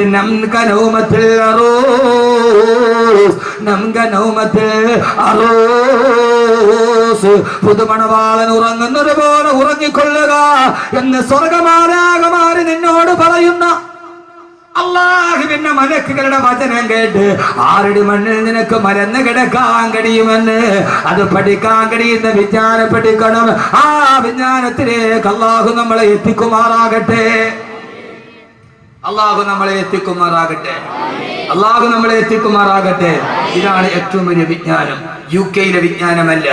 ഞാൻ മരിച്ചിട്ട് പോയാലും എന്റെ ശരീരം മണ്ണിലോട്ട് ഇഴുകി ചേർന്നാലും അവിടെയാണ് പിന്നെ എന്റെ ജീവിതം തുടങ്ങുക. 6 അടി മണ്ണിന്റെ ഉള്ളിൽ മുകളിലോട്ട് നോക്കിയാലും മണ്ണ്, താഴോട്ട് നോക്കിയാലും മണ്ണ്, വലത്തോട്ട് നോക്കിയാലും മണ്ണ്, ഇടത്തോട്ട് നോക്കിയാലും മണ്ണ്. ആ മണ്ണിന്റെ ഇടയിൽ തിരിയാനും മറിയാനും കഴിയാത്ത മണ്ണിന്റെ ഉള്ളിൽ കിടന്നിട്ട് ആകാശലോകങ്ങളുടെ വിശാല വിസ്തൃതിയുള്ള സ്വർഗം കാണാൻ കഴിയും. അല്ലാഹു തൗഫീഖ് നൽകട്ടെ. ആമീൻ പറയും. ഉറക്കെ കാശ് കൊടുത്ത കിട്ടൂല മോനെ. ഇത് KSFBയുടെ ചിട്ടി അടിച്ചാൽ കിട്ടുന്ന സാധനമല്ല. ഇത് KSFBയുടെ ചിട്ടി അടിച്ചാൽ കിട്ടുന്ന സാധനമല്ല. ഈ സാധനം ഒരാൾക്ക് കിടക്കാൻ ഇടമില്ലാത്ത മണ്ണിൽ മലന്ന് കിടക്കുമ്പോ ആകാശഭൂമികളെക്കാൾ വിശാലമായ സ്വർഗം ഈ 6 അടി മണ്ണിന്റെ ഉള്ളിൽ ഇരുന്നിട്ട് കാണും. അല്ലാഹു തൗഫീഖ്. എന്താ ആമീൻ പറയാത്തെ? എന്താ ആമീൻ പറയാത്തെ? അങ്ങനെ കാണാൻ കഴിയണം. എല്ലാവരും കൊണ്ടുപോയി മണ്ണിട്ട് മൂടി. ഇനിയാണ് ജീവിതം തുടങ്ങുന്നത്. എല്ലാം പറയാനായിട്ട് എനിക്ക് സമയമില്ല. ഞാൻ പറയുന്നത് ഖുർആനാണ്. ഫീ ലൗഇൽ ഖുർആൻ, ഫീ ലൗഇൽ ഖുർആൻ. കാണാൻ പറ്റുമോ? ഇല്ല ഇല്ല. ഈ 6 അടി മണ്ണിന്റെ ഉള്ളിൽ ഒരാൾക്ക് കിടക്കാൻ സ്ഥലമില്ല. അവിടെ പിന്നെ ആകാശഭൂമികളുടെ വിശാലതയുള്ള സ്വർഗം അങ്ങനെ കാണും. ഹൂർലിങ്ങളെ കാണും.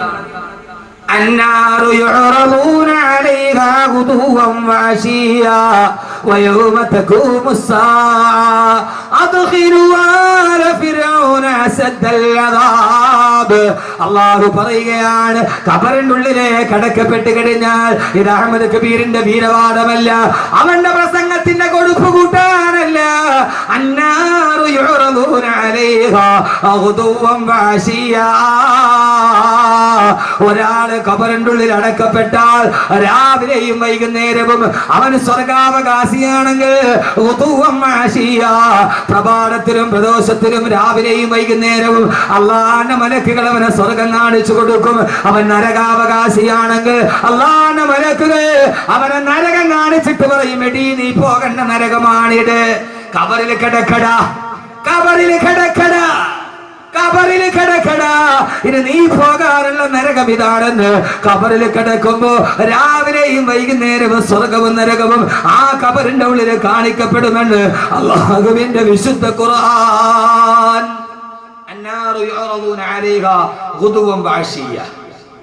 അവൻ സ്വർഗാവകാശിയാണെങ്കിൽ രാവിലെ മലക്കുകൾ ഖബറിന്റെ ഉള്ളിൽ നടക്കുന്നത് എന്താ? ഖബറിന്റെ ഉള്ളിൽ നടക്കുന്നത് എന്താ? സ്വർഗാവകാശിയാണെങ്കിൽ സ്വർഗം കാണിച്ചിട്ട് പറയും, കണ്ടോ നിനക്ക് പോകാനുള്ള സ്വർഗമാണ്. ആ സ്വർഗത്തിലെ ഹൂർലിങ്ങളെ കാണും. ഇൻഷാല്ലാഹ് നിങ്ങൾ ഇരിക്കും. ഞാൻ അടിപൊളി ഹൂർലിനായ ഒരു പെണ്ണിനെ കുറിച്ച് പറഞ്ഞാൽ, അവള് 400 കിലോമീറ്റർ അപ്പുറത്ത് നിന്ന് ചിരിച്ചാൽ ആ ചിരി ഇവിടെ കാണാൻ പറ്റും. ആ പെണ്ണിന്റെ കൈ പിടിച്ചിട്ട് പോവാം. ഇൻഷാല്ലാഹ് ഇരുന്നാൽ അവസാനം വരെ ഇരുന്ന ആ പെണ്ണിന്റെ പേര് സൈലും പറഞ്ഞാൽ ഇരിക്കൂ, ഇരിക്കും. ആ പെണ്ണിനെ കാണണ്ടേ? അടിപൊളി സ്വർഗത്തിൽ. അവളുടെ പേര് സൈഡ് അഡ്രസ് ചെയ്ത് ഞാൻ പറഞ്ഞാൽ കാണണോ? സരിതേ മാതിരി ഒന്നുമല്ല. കേരള മന്ത്രിസഭയെ മറിച്ചിട ഒരു പെണ്ണിന് പറ്റൂങ്ങി. അതൊന്നും അല്ല. ഇത് 400 മൈല്. 400 മൈൽ എന്ന് പറഞ്ഞാൽ എത്ര കിലോമീറ്റർ വരും? 400 1 മൈൽ എത്ര കിലോമീറ്ററാണ്? ഇതെന്ത് മനുഷ്യന്മാരാ. ഇനിയിപ്പോ അത് ഞാൻ പഠിപ്പിച്ചത് 1.5 വരില്ല. 1.6 കിലോമീറ്റർ, 1.6 കിലോമീറ്റർ, 1.5. അപ്പൊ ഏതാണ്ട് 400 മൈൽ അപ്പുറം എന്ന് പറഞ്ഞാൽ ഏതാണ്ട് 500-550 കിലോമീറ്റർ. 550 കിലോമീറ്റർ എന്ന് പറഞ്ഞാൽ കണിയാപുരത്ത് നിന്ന് 550 കിലോമീറ്റർ ഏതാണ്ട് കാസർഗോഡ് സേലം അല്ലെ 550 അവിടെ എഴുതി വെച്ചിട്ടുണ്ട്. മയിൽക്കുറ്റിയിൽ എഴുതി വെച്ച വിജ്ഞാനമാണത്. എന്റെ കൂടെ പണ്ടൊരു ഡ്രൈവർ ഉണ്ടായിരുന്നു. അവൻ എന്നെ വായിച്ചിട്ട് പറഞ്ഞു, ഉസ്താദെ സലീം 550 കിലോമീറ്റർ. അപ്പൊ ആ പെണ്ണ് സേലത്ത് നിന്നിട്ട് ചിരിച്ചാൽ അവളുടെ ചിരിക്കുന്ന പല്ലിന്റെ പ്രകാശം കണിയാപുരത്ത് കാണും. ഓ, നീ ഇപ്പൊ കൊണ്ടടക്കണ പെണ്ണ് 9 മണിക്ക് അവിടെ പോയിട്ട് ചിരിച്ചോണ്ടിരുന്ന അവള് പ്രൈവറ്റ് ബസ്സിൽ വന്ന് കയറി അതങ്ങോട്ട് പോയാൽ കമ്പിയുടെ ഇടയ്ക്കള പിന്നെ കാണാൻ പറ്റും. ഇരിക്കും, ഞാൻ പറഞ്ഞാൽ അവസാനം വരെ ഇരിക്കുമല്ലോ. അള്ളാഹു തൗഫീഖ് നൽകി, അള്ളാഹു തൗഫീഖ് നൽകട്ടെ. ആദരവായ പ്രവാചകൻ നബി മുഹമ്മദ് മുസ്തഫ, ഹബീബായ നബി മുഹമ്മദ് മുസ്തഫ സല്ലല്ലാഹു അലൈഹി വസല്ലമ അല്ലാഹുവിന്റെ പ്രിയപ്പെട്ട സഹാബത്തിനോട് പറഞ്ഞു കൊടുത്തതാണ്, സഹാബ സഹാബ സഹാബ, നാളെ ഖബറിൽ ഇരിക്കുമ്പോ അവൻ ഈ ദുനിയാവിൽ അനുഭവിച്ചതിനേക്കാളേറെ പരലോകത്ത് അനുഭവിക്കാൻ പോകുന്ന സൗഭാഗ്യങ്ങൾ മുഴുവനും അവൻ ഖബറിൽ കണ്ടുകൊണ്ടിരിക്കുമെന്ന് ഹബീബായ നബി മുഹമ്മദ് മുസ്തഫ. ഖബറിലെ സഹോദരങ്ങളെ ഏകാന്തതയല്ല, ഭാര്യയെ വിട്ടുപോയാലും മക്കളെ വിട്ടിട്ട് പോയാലും എല്ലാവരെയും വിട്ടിട്ട് ഏകാന്തതയുടെ ഖബറിൽ കിടന്നാലും ആ ഖബറിൽ നമ്മൾ ഒറ്റയ്ക്കല്ല. ആ ഖബറിൽ രാവിലെയും വൈകുന്നേരവും മലക്കുകൾ വരും, സ്വർഗ്ഗഹൂറിലീങ്ങൾ വരും. അവര് വന്ന് സന്തോഷത്തോടെ വർത്തമാനങ്ങൾ പറയും.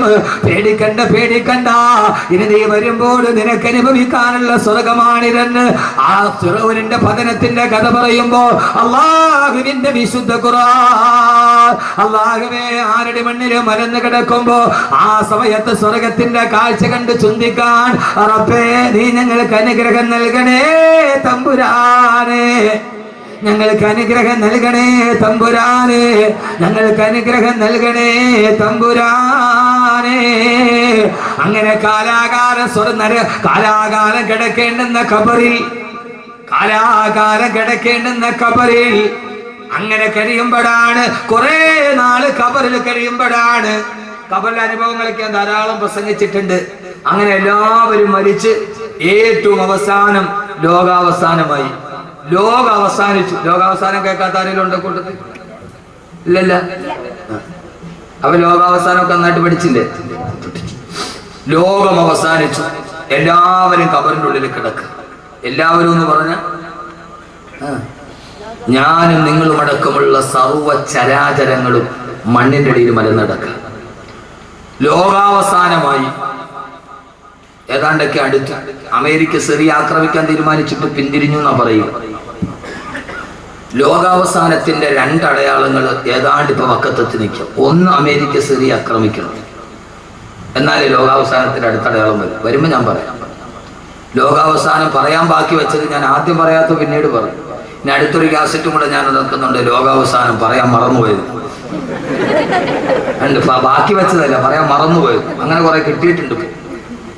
എന്റെ പ്രിയപ്പെട്ട, ഒന്ന്, ലോകാവസാനത്തിന്റെ 2 അടയാളം നമ്മുടെ മുമ്പിൽ ഇപ്പൊ നിൽപ്പുണ്ട്. ഒന്ന്, അമേരിക്ക സിറിയ ആക്രമിക്കണം. ആ ഒരു യുദ്ധം ഉണ്ടാവും. ഒന്നുകിൽ സിറിയ അല്ലെങ്കിൽ ഇറാൻ ഉണ്ടാവും, ഉറപ്പാണ്. 2, മോഡി ഇന്ത്യയുടെ പ്രധാനമന്ത്രി ആവണം. ആവരുന്നല്ല, നരേന്ദ്രമോദി ഇന്ത്യയുടെ പ്രധാനമന്ത്രി ആവണം. എന്നാലും ലോകം അവസാനിക്കും.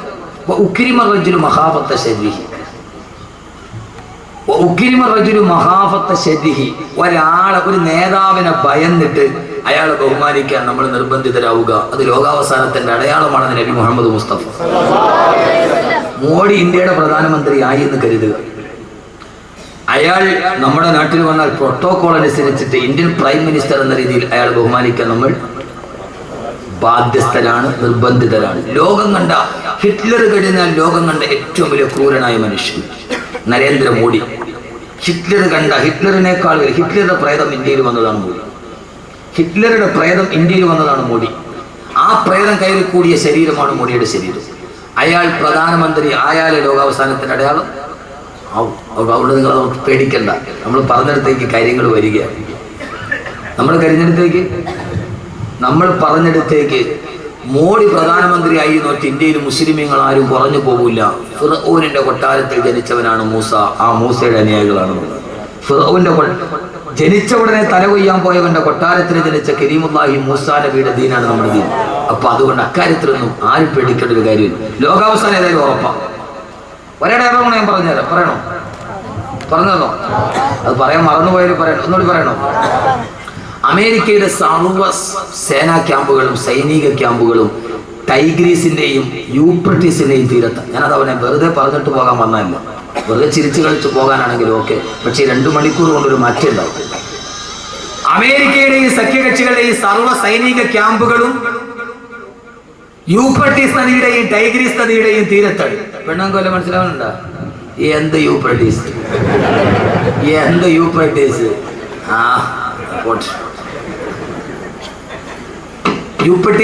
എന്തുകൊണ്ട് സർവ്വ പട്ടാള ക്യാമ്പ് ഇപ്പൊ സ്ഥാപിച്ചിരിക്കുന്ന യൂഫ്രട്ടീസിന്റെ ടൈഗ്രീസിന്റെ തീരത്ത്? എന്തുകൊണ്ട്?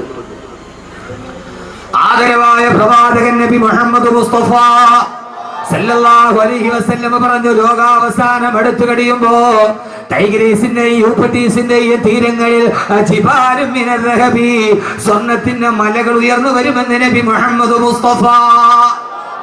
ലോകാവസാനം അടുത്തു കഴിയുമ്പോ ടൈഗ്രീസിന്റെയും യൂഫ്രട്ടീസിന്റെയും തീരത്ത് ജിബാലും മിനർ റഹബി, സ്വർണത്തിന്റെ മലകൾ ഉയർന്നു വരുമെന്ന് നബി മുഹമ്മദ് മുസ്തഫ. ഈ സ്വർണ്ണമലയാണ് അമേരിക്കയുടെ ലക്ഷ്യം. മനസ്സിലായോ? സ്വർണ്ണമലയാണ്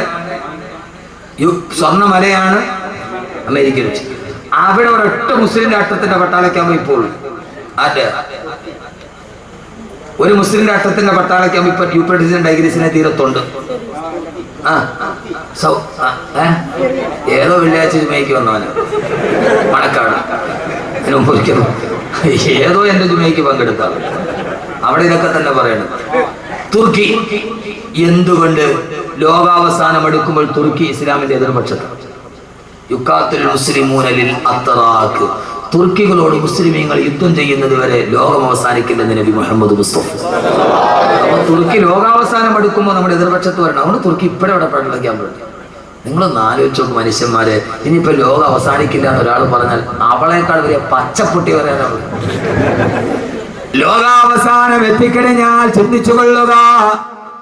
ഇസ്രാഫീൽ അലൈഹിസ്സലാത്തു വസ്സലാം ഫൈദാ നുഫിഖ ഫിസ്സൂരി ഫസൈക മൻ ഫിസ്സമാവാതി വമൻ ഫിൽ അർളി ഇല്ലാ മൻ ശാ അല്ലാഹ്. ഈ ലോകത്തുള്ള എല്ലാ സർവ്വചരാചരങ്ങളും കുല്ലുമൻ അലൈഹാ ഫാൻ വയബ്കാ വജ്ഹു റബ്ബിക ദുൽ ജലാലി വൽ ഇക്റാം. എല്ലാം തകർന്ന് തരിപ്പണമായി പടച്ചറപ്പ് മാത്രം ബാക്കിയായി. പറയാൻ സമയമേറെയില്ല.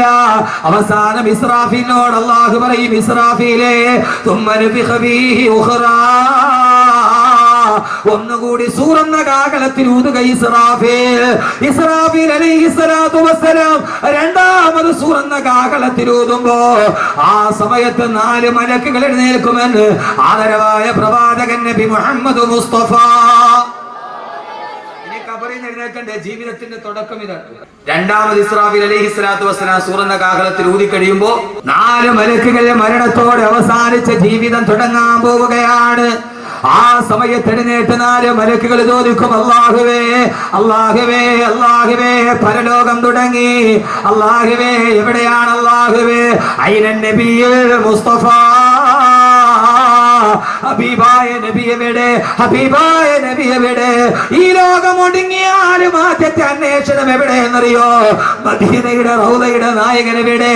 അല്ലാഹു പറയും, മലായികത്തുകളെ ഈ തകർന്നു കിടക്കുന്ന ഭാഗത്ത് ഒരു പ്രകാശം വരുന്നത് കണ്ടോ?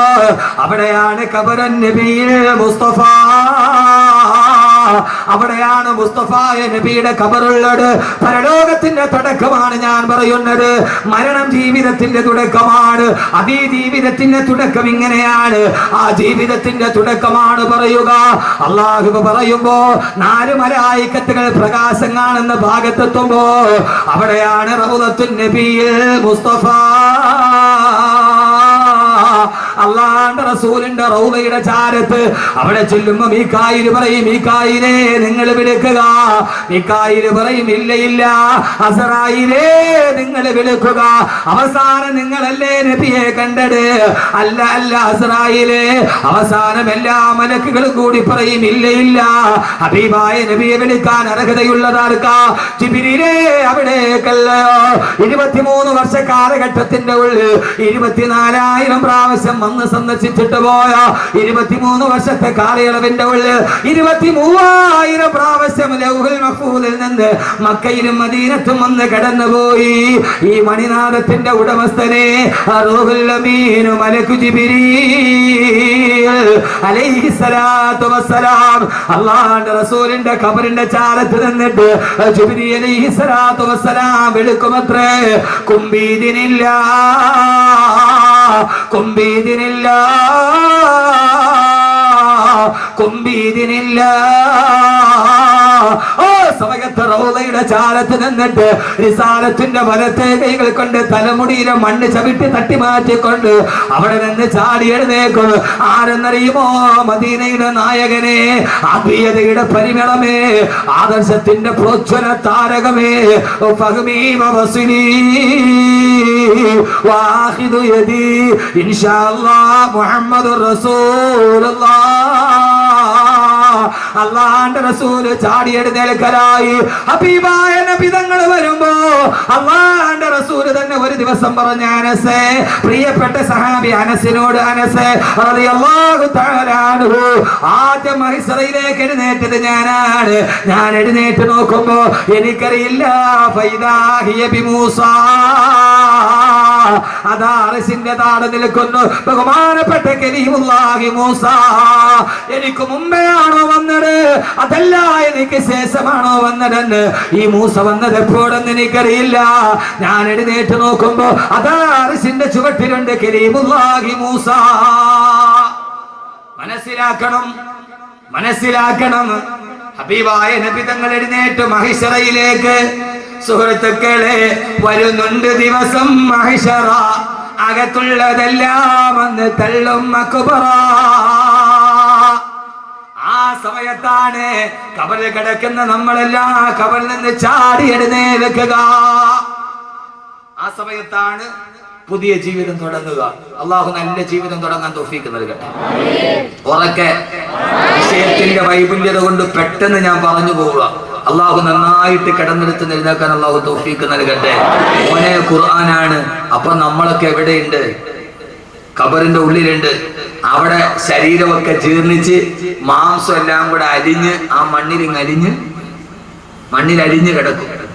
അപ്പോ കബീർ മൊയ്ലിയാർ ആരാ? ഒരു പിടി മണ്ണ്. അപ്പൊ ഈ കബീർ മൊയ്ലിയാർ ആരാ? കണിയാപുരത്തുകാർ നന്നായിട്ട് പോസ്റ്ററൊക്കെ ഒട്ടിച്ചിട്ടുണ്ട്. ഈ പ്രഭാഷണ കലയിലെ കിരീടം വെക്കാത്ത രാജാവ് എന്നൊക്കെ നിങ്ങൾ വെറുതെ പച്ചക്കള്ള എഴുതി വെച്ചിരിക്കുന്ന ഈ ചുമ്മാ എന്നെ രസിപ്പിക്കാൻ വേണ്ടി പറയണല്ലേ. അഹമ്മദ് കബീർ മൊയ്ലിയാർ, നൗഷാദ് വാക്കവയ്ക്ക് ആരാ? അവരൊക്കെ വെറും കൊള്ളില്ല. കബീർ മുസ്ലിയാരും കൊള്ളൂല, നൗഷാദ് വാക്കവയും കൊള്ളൂല വഅദിന്റെ കാര്യത്തിൽ. കാരണം എന്താ? പ്രഭാഷണ കലയിലെ കിരീടം വെക്കാത്ത രാജാവ് ഉണ്ടായിരുന്നു. ഞാൻ കാസർഗോഡ് പ്രസംഗിക്കാൻ പോയപ്പോ ആ മഹല്ലുകാരനോട് പറഞ്ഞു, തഴവ ഉസ്താദ് തുടർച്ചയായിട്ട് 22 വർഷം ഇവിടെ പ്രസംഗിച്ചിട്ടുണ്ട്. തഴവ ഉസ്താദ് 22 വർഷം തുടർച്ചയായിട്ട് ആ മഹല്ല് പ്രസംഗിച്ചിട്ടുണ്ട്. അഹമ്മദ് കബീർ വാക്കവി, നൗഷാദ് വാക്കി ഇന്ന് വിളിക്കും, നാളെ വിളിക്കും, 3 പ്രാവശ്യം വിളിക്കും, 4ാമത്തെ പ്രാവശ്യം വേണ്ടടെ കേട്ടത് തന്നെ ഇതിനടുത്തത് വിളിക്കും. ഇതൊന്നും ഒന്നുമല്ല മനുഷ്യന്മാരെ. ഇതിപ്പോ എന്തോ അള്ളാഹുവിന്റെ ഒരു തൗഫീഖ് കൊണ്ട് നാക്കുകൊണ്ട് അങ്ങനെ പോയതാ. ഞാൻ പലപ്പോഴും ആളുകൾ എന്നോട് കാണിക്കുന്ന വല്ലാത്തൊരു സ്നേഹം കാണുമ്പോൾ ഞാൻ പലപ്പോഴും ചിന്തിക്കാറുണ്ട്, പടച്ചോനെ ഞാൻ എത്ര ചെറുതാണ്. ഞാൻ മലപ്പുറത്ത് വാത് പറയുമ്പോൾ ഒരു ചെറുപ്പക്കാർ ഭയങ്കര തിരക്കാണ്. അവിടുത്തെ കാര്യങ്ങളൊക്കെ ഉസ്താദന്മാർ തരും. ഒരു 50,000 പേരില്ലാത്ത സദസ്സൊന്നും 2 പേരെ സദസ്സിലില്ല. അപ്പൊ അവിടെ ഞാൻ ഭയങ്കര തിരക്ക്. ഒരു ചെറുപ്പക്കാരൻ, നല്ല ഡ്രസ്സ് ചെയ്തൊരു ചെറുപ്പക്കാരൻ എൻ്റെ അടുക്കൽ വന്ന് ഇങ്ങനെ നിന്നു കുറേ നേരം. ഞാൻ അവസാനം ഒന്നും മിണ്ടുന്നില്ല. എല്ലാവരും മുസാഫത്ത് ചെയ്യുന്ന തിരക്ക്. ഞാൻ അവനോട് ചോദിച്ചു, മോനെ നല്ല സുമുഖനായ ചെറുപ്പക്കാരൻ. ഞാൻ ചോദിച്ചു, മോനെ എന്താ? അവനോട് ഉസ്താദെ ഞാൻ ഉസ്താദിനെ ഒന്ന് തൊട്ടോട്ടെ. ആ കുട്ടി, ഞാൻ ആ സമയത്ത് വല്ലാഹി ഞാൻ പറയും എൻ്റെ കണ്ണ് നിറഞ്ഞു പോയി. ഞാൻ ചോദിച്ചത്, അഹമ്മദ് കബീർ നീ ഇത്രയൊക്കെ ആയിട്ടുണ്ട്? അവനവൻ ചെറുതാണെന്ന് തോന്നുന്ന രീതിയിൽ ഈ സമുദായം നമ്മളെ സ്നേഹിക്കാൻ തുടങ്ങി. അതിൻ്റെ പേര് ഒരു ഇഞ്ച് പോലും മുകളിലോട്ട് കയറിയിട്ടൊന്നുമില്ല. ആളുകൾക്കൊന്നും ഇവിടെ ഒന്നും ഡേറ്റ് കൊടുക്കാത്തതുകൊണ്ട് വലിയ അഹങ്കാരമാണ്, സമയം കിട്ടാഞ്ഞിട്ട്. അതിൻ്റെ പേര് ഒരു പുൽക്കൊടിയുടെ പോലും മുകളിലോട്ട് കയറിയിട്ടില്ല. അതിൻ്റെ പേര് വല്ലാഹി പടച്ച തമ്പുരാനെ തന്നെ താന്നിട്ടുള്ളൂ. അപ്പം ചിന്തിക്കും, പടച്ചോനെ എടാ നിനക്ക് ഇത്രയൊക്കെ എനിക്ക് അർഹതയുണ്ട്. അബൂബക്കർ റളിയല്ലാഹു അൻഹുവിനെ എല്ലാവരും സ്തുതിക്കുമ്പോൾ അബൂബക്കർ ഖാൻ പടച്ചവനെ എല്ലാവരും എന്നെ വലിയ മഹാനായിട്ട് കാണുകയാണ്. അല്ലാഹു മഗ്ഫിർലി മാ ലാ യഅലമൂൻ. പടച്ചവനെ അവരറിയാത്ത തെറ്റെനിക്കുണ്ട്, നീ അതെനിക്ക് പുറത്തു താ അല്ലാഹുവേ എന്ന് അബൂബക്കർ റളിയല്ലാഹു തആല ദുആ ചെയ്തു. വജഅലി ഖൈറൻ മിമ്മാ യദുന്നൂൻ. അവരെന്നെ ആദരിക്കുന്നതിനേക്കാളേറെ നിന്റെ മുമ്പിൽ എന്നെ ആദരിക്കണേ അല്ലാഹുവേ എന്ന് ദുആ ചെയ്യുമായിരുന്നു സയ്യിദുനാ അബൂബക്കർ സിദ്ദീഖ് റളിയല്ലാഹു അൻഹു. 22 വർഷം മുടങ്ങാതെ വാദ് പറഞ്ഞ മനുഷ്യൻ. ആ മനുഷ്യൻ എന്റെ പ്രിയപ്പെട്ട സഹോദരങ്ങളെ, ആരാണെങ്കിലും അവൻ അന്ന് ഖബറിന്റെ ഉള്ളിൽ ഒരു പിടി മണ്ണാണ്. എത്ര സൗന്ദര്യമുള്ളവൾ, എത്ര കറുത്തവളും വെളുത്തവളും ഒക്കെ മണ്ണിന്റെ അടിയിൽ പോയ ഒരു പിടി. മിക്കായിൽ അലൈഹിസ്സലാത്തു വസ്സലാം മഴ പെയ്തു. ആ മഴവെള്ളം വന്ന് ഈ നമ്മുടെ ശരീരം ഇപ്പൊ ഞാൻ വിളിച്ച് ലേലം ചെയ്ത് കൊടുക്കൂല. അതവിടെ ഇപ്പൊ ഞാൻ ലേലം ചെയ്ത് കൊടുക്കും.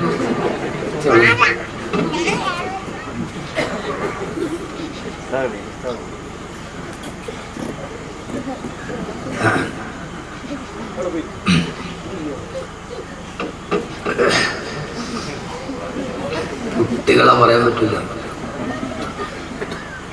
ആ സമയത്ത് ഒരു പിടി മണ്ണായി കിടക്കുന്ന മനുഷ്യന്റെ ഖബറിലേക്ക് മീകായിൽ അലൈഹിസ്സലാത്തു വസ്സലാം ഒരു മഴ പെയ്തു. ആ മഴത്തുള്ളി വന്ന് കണിയാപുരം പള്ളിയുടെ ഖബർസ്ഥാനിൽ കിടക്കുന്ന, അല്ലെങ്കിൽ പെരുമാതുറയിലോ കഴക്കൂട്ടത്തോ ഉള്ള മണക്കാടോ എവിടെയെങ്കിലുമുള്ള നെടുമങ്ങാടുള്ള എത്രയോ എന്റെ ചെറുപ്പക്കാർ ഇവിടെ എത്തിയിട്ടുണ്ട്. ആ പള്ളിക്കുള്ളിൽ കിടക്കുന്ന മണ്ണായി ജനിച്ച നമ്മുടെ ഈ ശരീരത്തിലേക്ക് ആ വെള്ളത്തുള്ളി വന്ന് വീഴുമ്പോ ഫൈദാഹും മിനൽ അജ്ദാഫി ഇലാ റബ്ബിഹിം യൻസിലൂൻ. പൊന്നുമോനെ, ആ സമയത്താണ് പടച്ചറപ്പിന്റെ മുമ്പിൽ നമ്മൾ എഴുന്നേറ്റ് നിൽക്കുക. പ്രിയപ്പെട്ട ചെറുപ്പക്കാരാ, ആ വെള്ളത്തുള്ളി വന്ന് അലിഞ്ഞു നേർന്ന മാസം ഉരുണ്ട് കിടക്കുന്ന കളിമണ്ണിലോട്ട് വീഴുമ്പോഴാ പെങ്ങളെ എന്താ സംഭവിക്കുക? ഫൈദാഹും മിനൽ അജ്ദാഫി ഇലാ റബ്ബിഹിം യൻസിലൂൻ. ആകാശത്തിന്റെ തമ്പുരാന്റെ, ഭൂമിയുടെ തമ്പുരാന്റെ മുമ്പിലേക്ക് എഴുന്നേൽക്കുകയാണ്. എങ്ങനെയാണ് എഴുന്നേൽക്കുക? അവനവന്റെ ശരീരത്തിലെ മണ്ണുകൾ തട്ടിമാറ്റിക്കൊണ്ട് എങ്ങനെയാണ് അവൻ ജീവിച്ചിരുന്നത്, അതേ രൂപത്തോട് ഭാവത്തോട് അവൻ ഖബറിലേക്ക് എഴുന്നേൽക്കുമെന്ന് വിശുദ്ധ ഖുർആൻ. എങ്ങനെയാ എഴുന്നേൽക്കുന്നത്? എങ്ങനെയാ? സത്യവിശ്വാസികളാണെങ്കിൽ, അല്ലാഹുവിനെ അനുസരിച്ച് ജീവിച്ചവരാണെങ്കിൽ, പടച്ചറപ്പിനെ ഭയന്ന് ജീവിച്ചവരാണെങ്കിൽ അവനവന്റെ കുടിമാടത്തിൽ എഴുന്നേൽക്കുമ്പോൾ അവൻ വിളിച്ചു പറയും, അൽഹംദുലില്ലാഹ്, അൽഹംദുലില്ലാഹ്, അൽഹംദുലില്ലാഹ്. അവനവന്റെ ഖബറിൽ എഴുന്നേൽക്കുമ്പോ അവൻ എഴുന്നേൽക്കുന്നത് അൽഹംദുലില്ലാഹ്. ഞാൻ പറഞ്ഞതല്ല, യൗമ യദ്ഉകും ഫതസ്തജീബൂന ബിഹംദിഹി വതദുന്നൂന ഇല്ലബിസ്തും ഇല്ലാ ഖലീലാ. യൗമ യദ്ഉകും വതസ്തജീബൂന ബിഹംദിഹി. അവനവന്റെ ഖബറിൽ എഴുന്നേൽക്കുമ്പോൾ ഹംദ് പറഞ്ഞുകൊണ്ട് അൽഹംദുലില്ലാഹ്, അൽഹംദുലില്ലാഹ്, അൽഹംദുലില്ലാഹ്. പടച്ചവനെ, ഭൂമിയിൽ ഞങ്ങൾ ചെയ്തത് പാടായി പോയില്ലല്ലോ അല്ലാഹുവേ, ഈ ഭൂമിയിൽ അനുഭവിച്ചത് പാടായില്ലല്ലോ.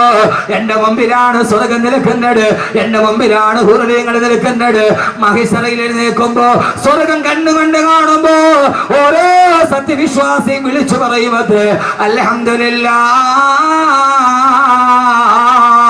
എന്ന് പറഞ്ഞുകൊണ്ടാണ് മുത്തഖീങ്ങൾ എഴുന്നേൽക്കുന്നതെന്ന് അല്ലാഹുവിന്റെ വിശുദ്ധ ഖുർആൻ. അല്ലാഹു അങ്ങനെ പറഞ്ഞെഴുന്നേൽക്കാൻ തൗഫീഖ് നൽകട്ടെ. അവനവന്റെ ആരാ മോനെ മുത്തഖി, ആരാ വലിയവനാരാ? അഹമ്മദ് കബീർ വലിയവനാകേണ്ടത് എപ്പോഴെന്ന് അറിയാം, അപ്പോഴാണ് അവനവന്റെ കുഴിമാടത്തിൽ നിന്ന് എഴുന്നേൽക്കുമ്പോ, ആഖിറത്തിലേക്ക് എഴുന്നേൽക്കുമ്പോ അൽഹംദുലില്ലാഹ്, സർവസ്തുതിയും അല്ലാഹുവേ നിനക്ക്. എന്റെ ഒന്നും പാടായില്ല അല്ലാഹുവേ. ഞാൻ പറഞ്ഞ പ്രസംഗം, ഞാൻ പഠിച്ച ഖുർആൻ, ഞാൻ ചെയ്ത സദഖ, ഞാൻ കേട്ട വാഴ് ഒന്നും എനിക്ക് പാടായില്ല അല്ലാഹുവേ. ഈ 2.5 മണിക്കൂർ ഇവിടെ ഇരുന്നത് പാഴായിട്ടില്ല.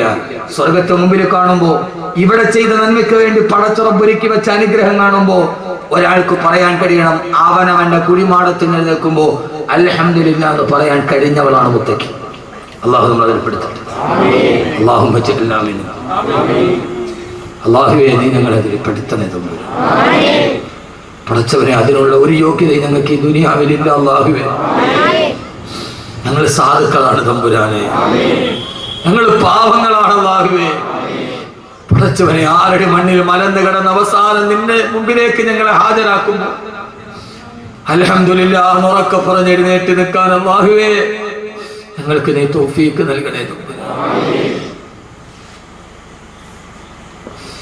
അള്ളാഹുവേ, ഞങ്ങൾക്ക് നീ അതിന് തൗഫീഖ് നൽകണേ തമ്പുരാനെ.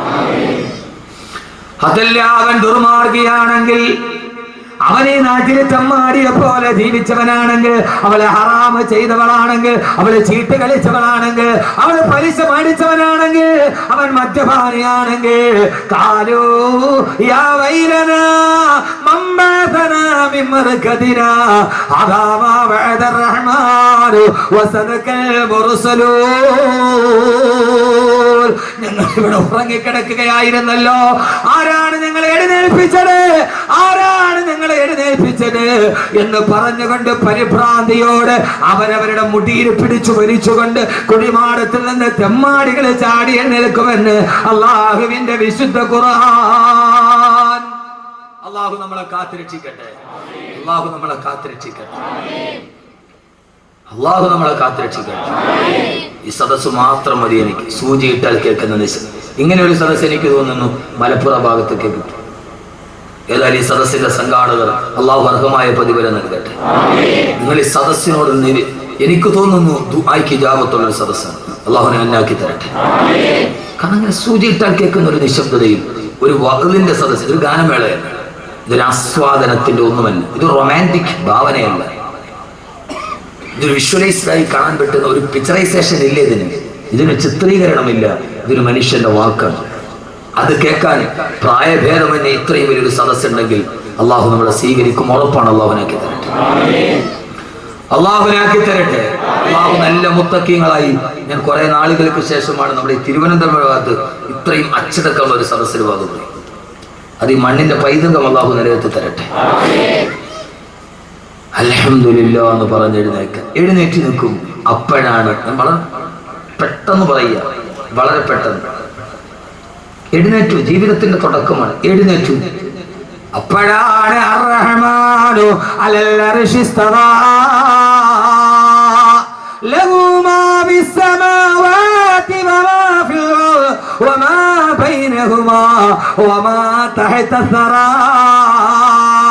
അഖിലലോക ബ്രഹ്മാണ്ഡ കടാഹത്തമിടുവനെ മടക്കി ഭരിച്ച അർശിന്റെ തമ്പുരാൻ വിളിക്കുന്നത്, യാ ഇബാദി യാ ഇബാദി യാ ഇബാദി, എന്റെ അടിമകളെ ഇവിടേക്ക് വാ. എവിടെയാണോ എഴുന്നേറ്റ് നിന്നത് അവിടെയാണ് സൂര്യൻ ഒരു ചാൺ മുകളിൽ ഒളിച്ചു നിൽക്കുന്നത്. സൂര്യൻ എത്ര മുകളിൽ? എത്ര എത്ര എത്ര? ഒരു ചാൺ മുകളിൽ സൂര്യൻ. ആര് പറഞ്ഞു ഒരു ചാണുണ്ട്? ആര്? നമ്മൾ കേട്ട് പഠിച്ചതിനെ ഞാൻ തിരുത്തുകയാണ്. ഒരു ചാൺ.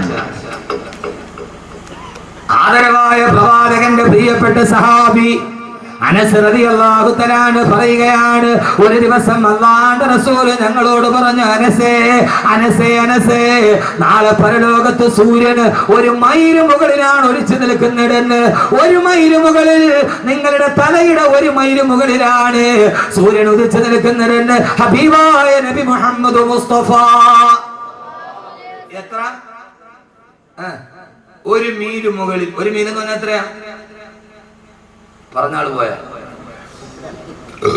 1 മൈൽ എത്രയാ? 1.6.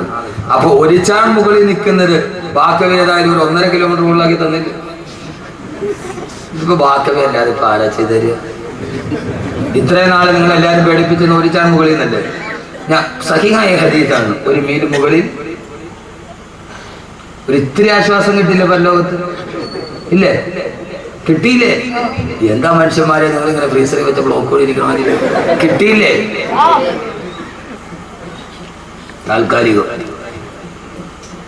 താൽക്കാലികമാണ്. അനുസൃതിയല്ലാഹുവിനെ പറയുകയാണ്. അറബി ഭാഷയിൽ മീനെന്ന് പറഞ്ഞാൽ അത് സുറുമക്കുപ്പിയിലിടുന്ന കോലിനാണ് മീനെന്ന് പറയുക. ഒരു ചാണ് പോലുമില്ല, സുറുമക്കുപ്പിയിലെ കോലിന് മാത്രം ഉയരത്തിലാണ്.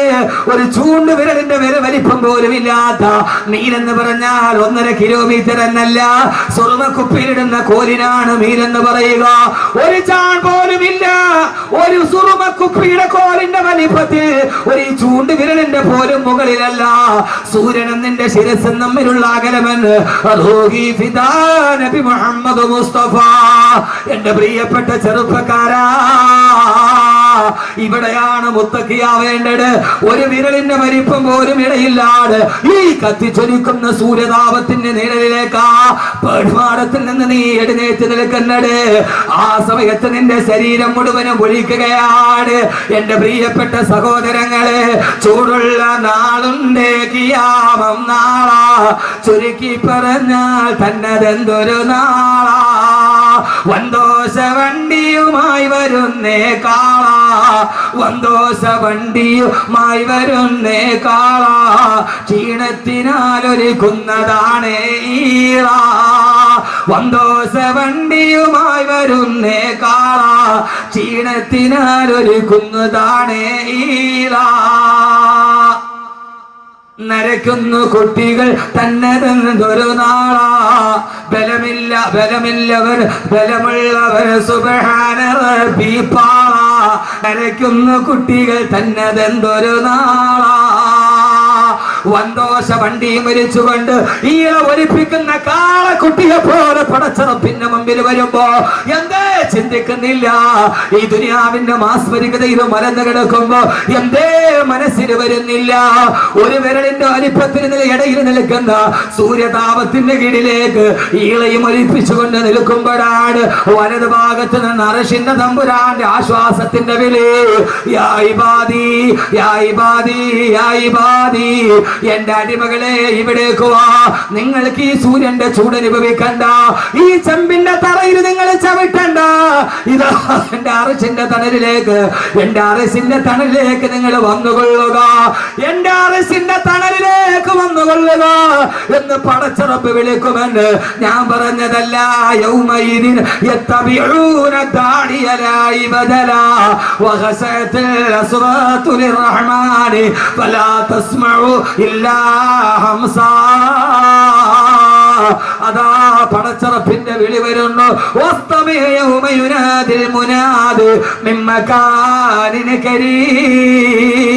സൂറത്തുൽ കാഫാണ്.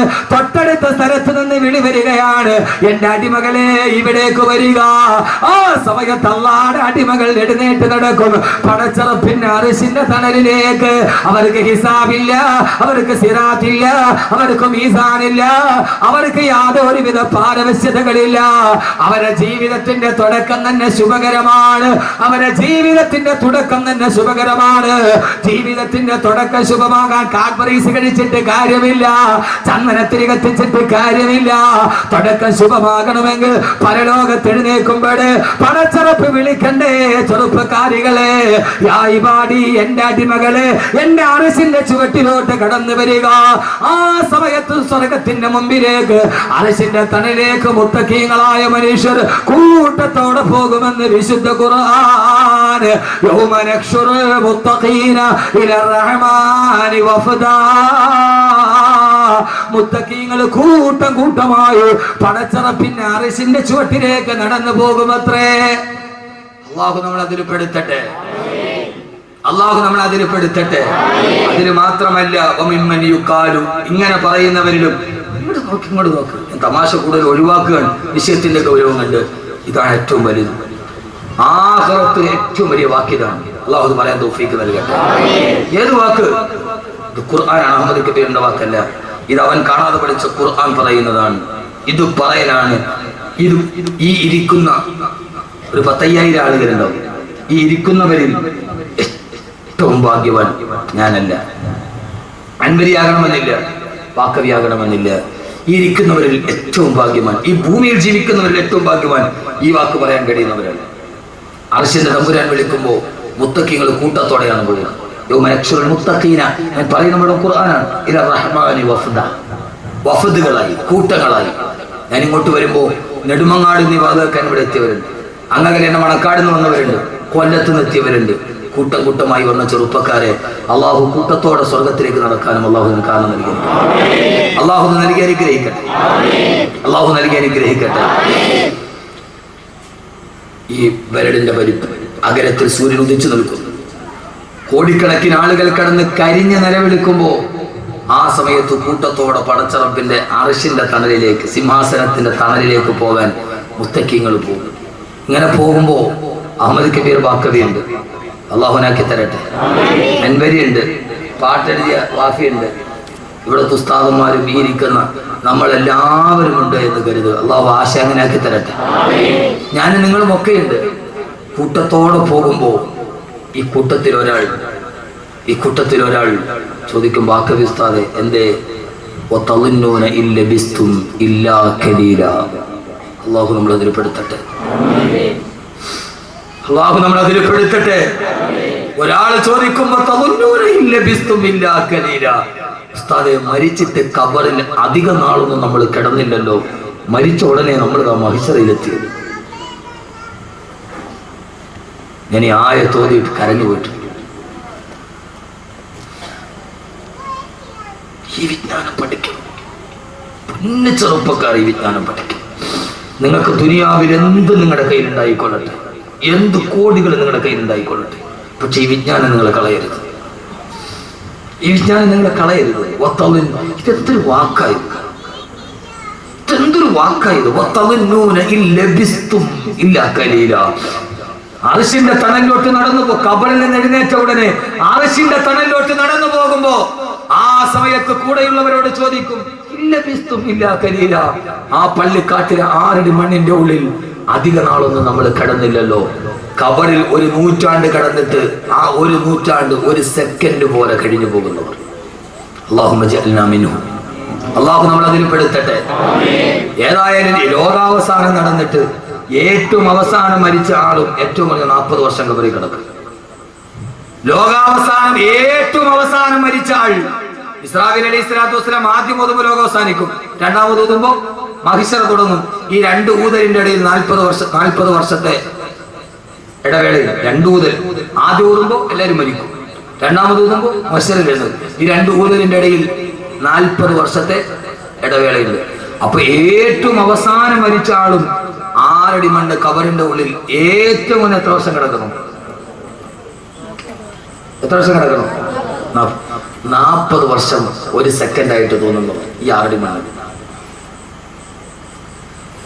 ആ സമയത്ത് പറയും,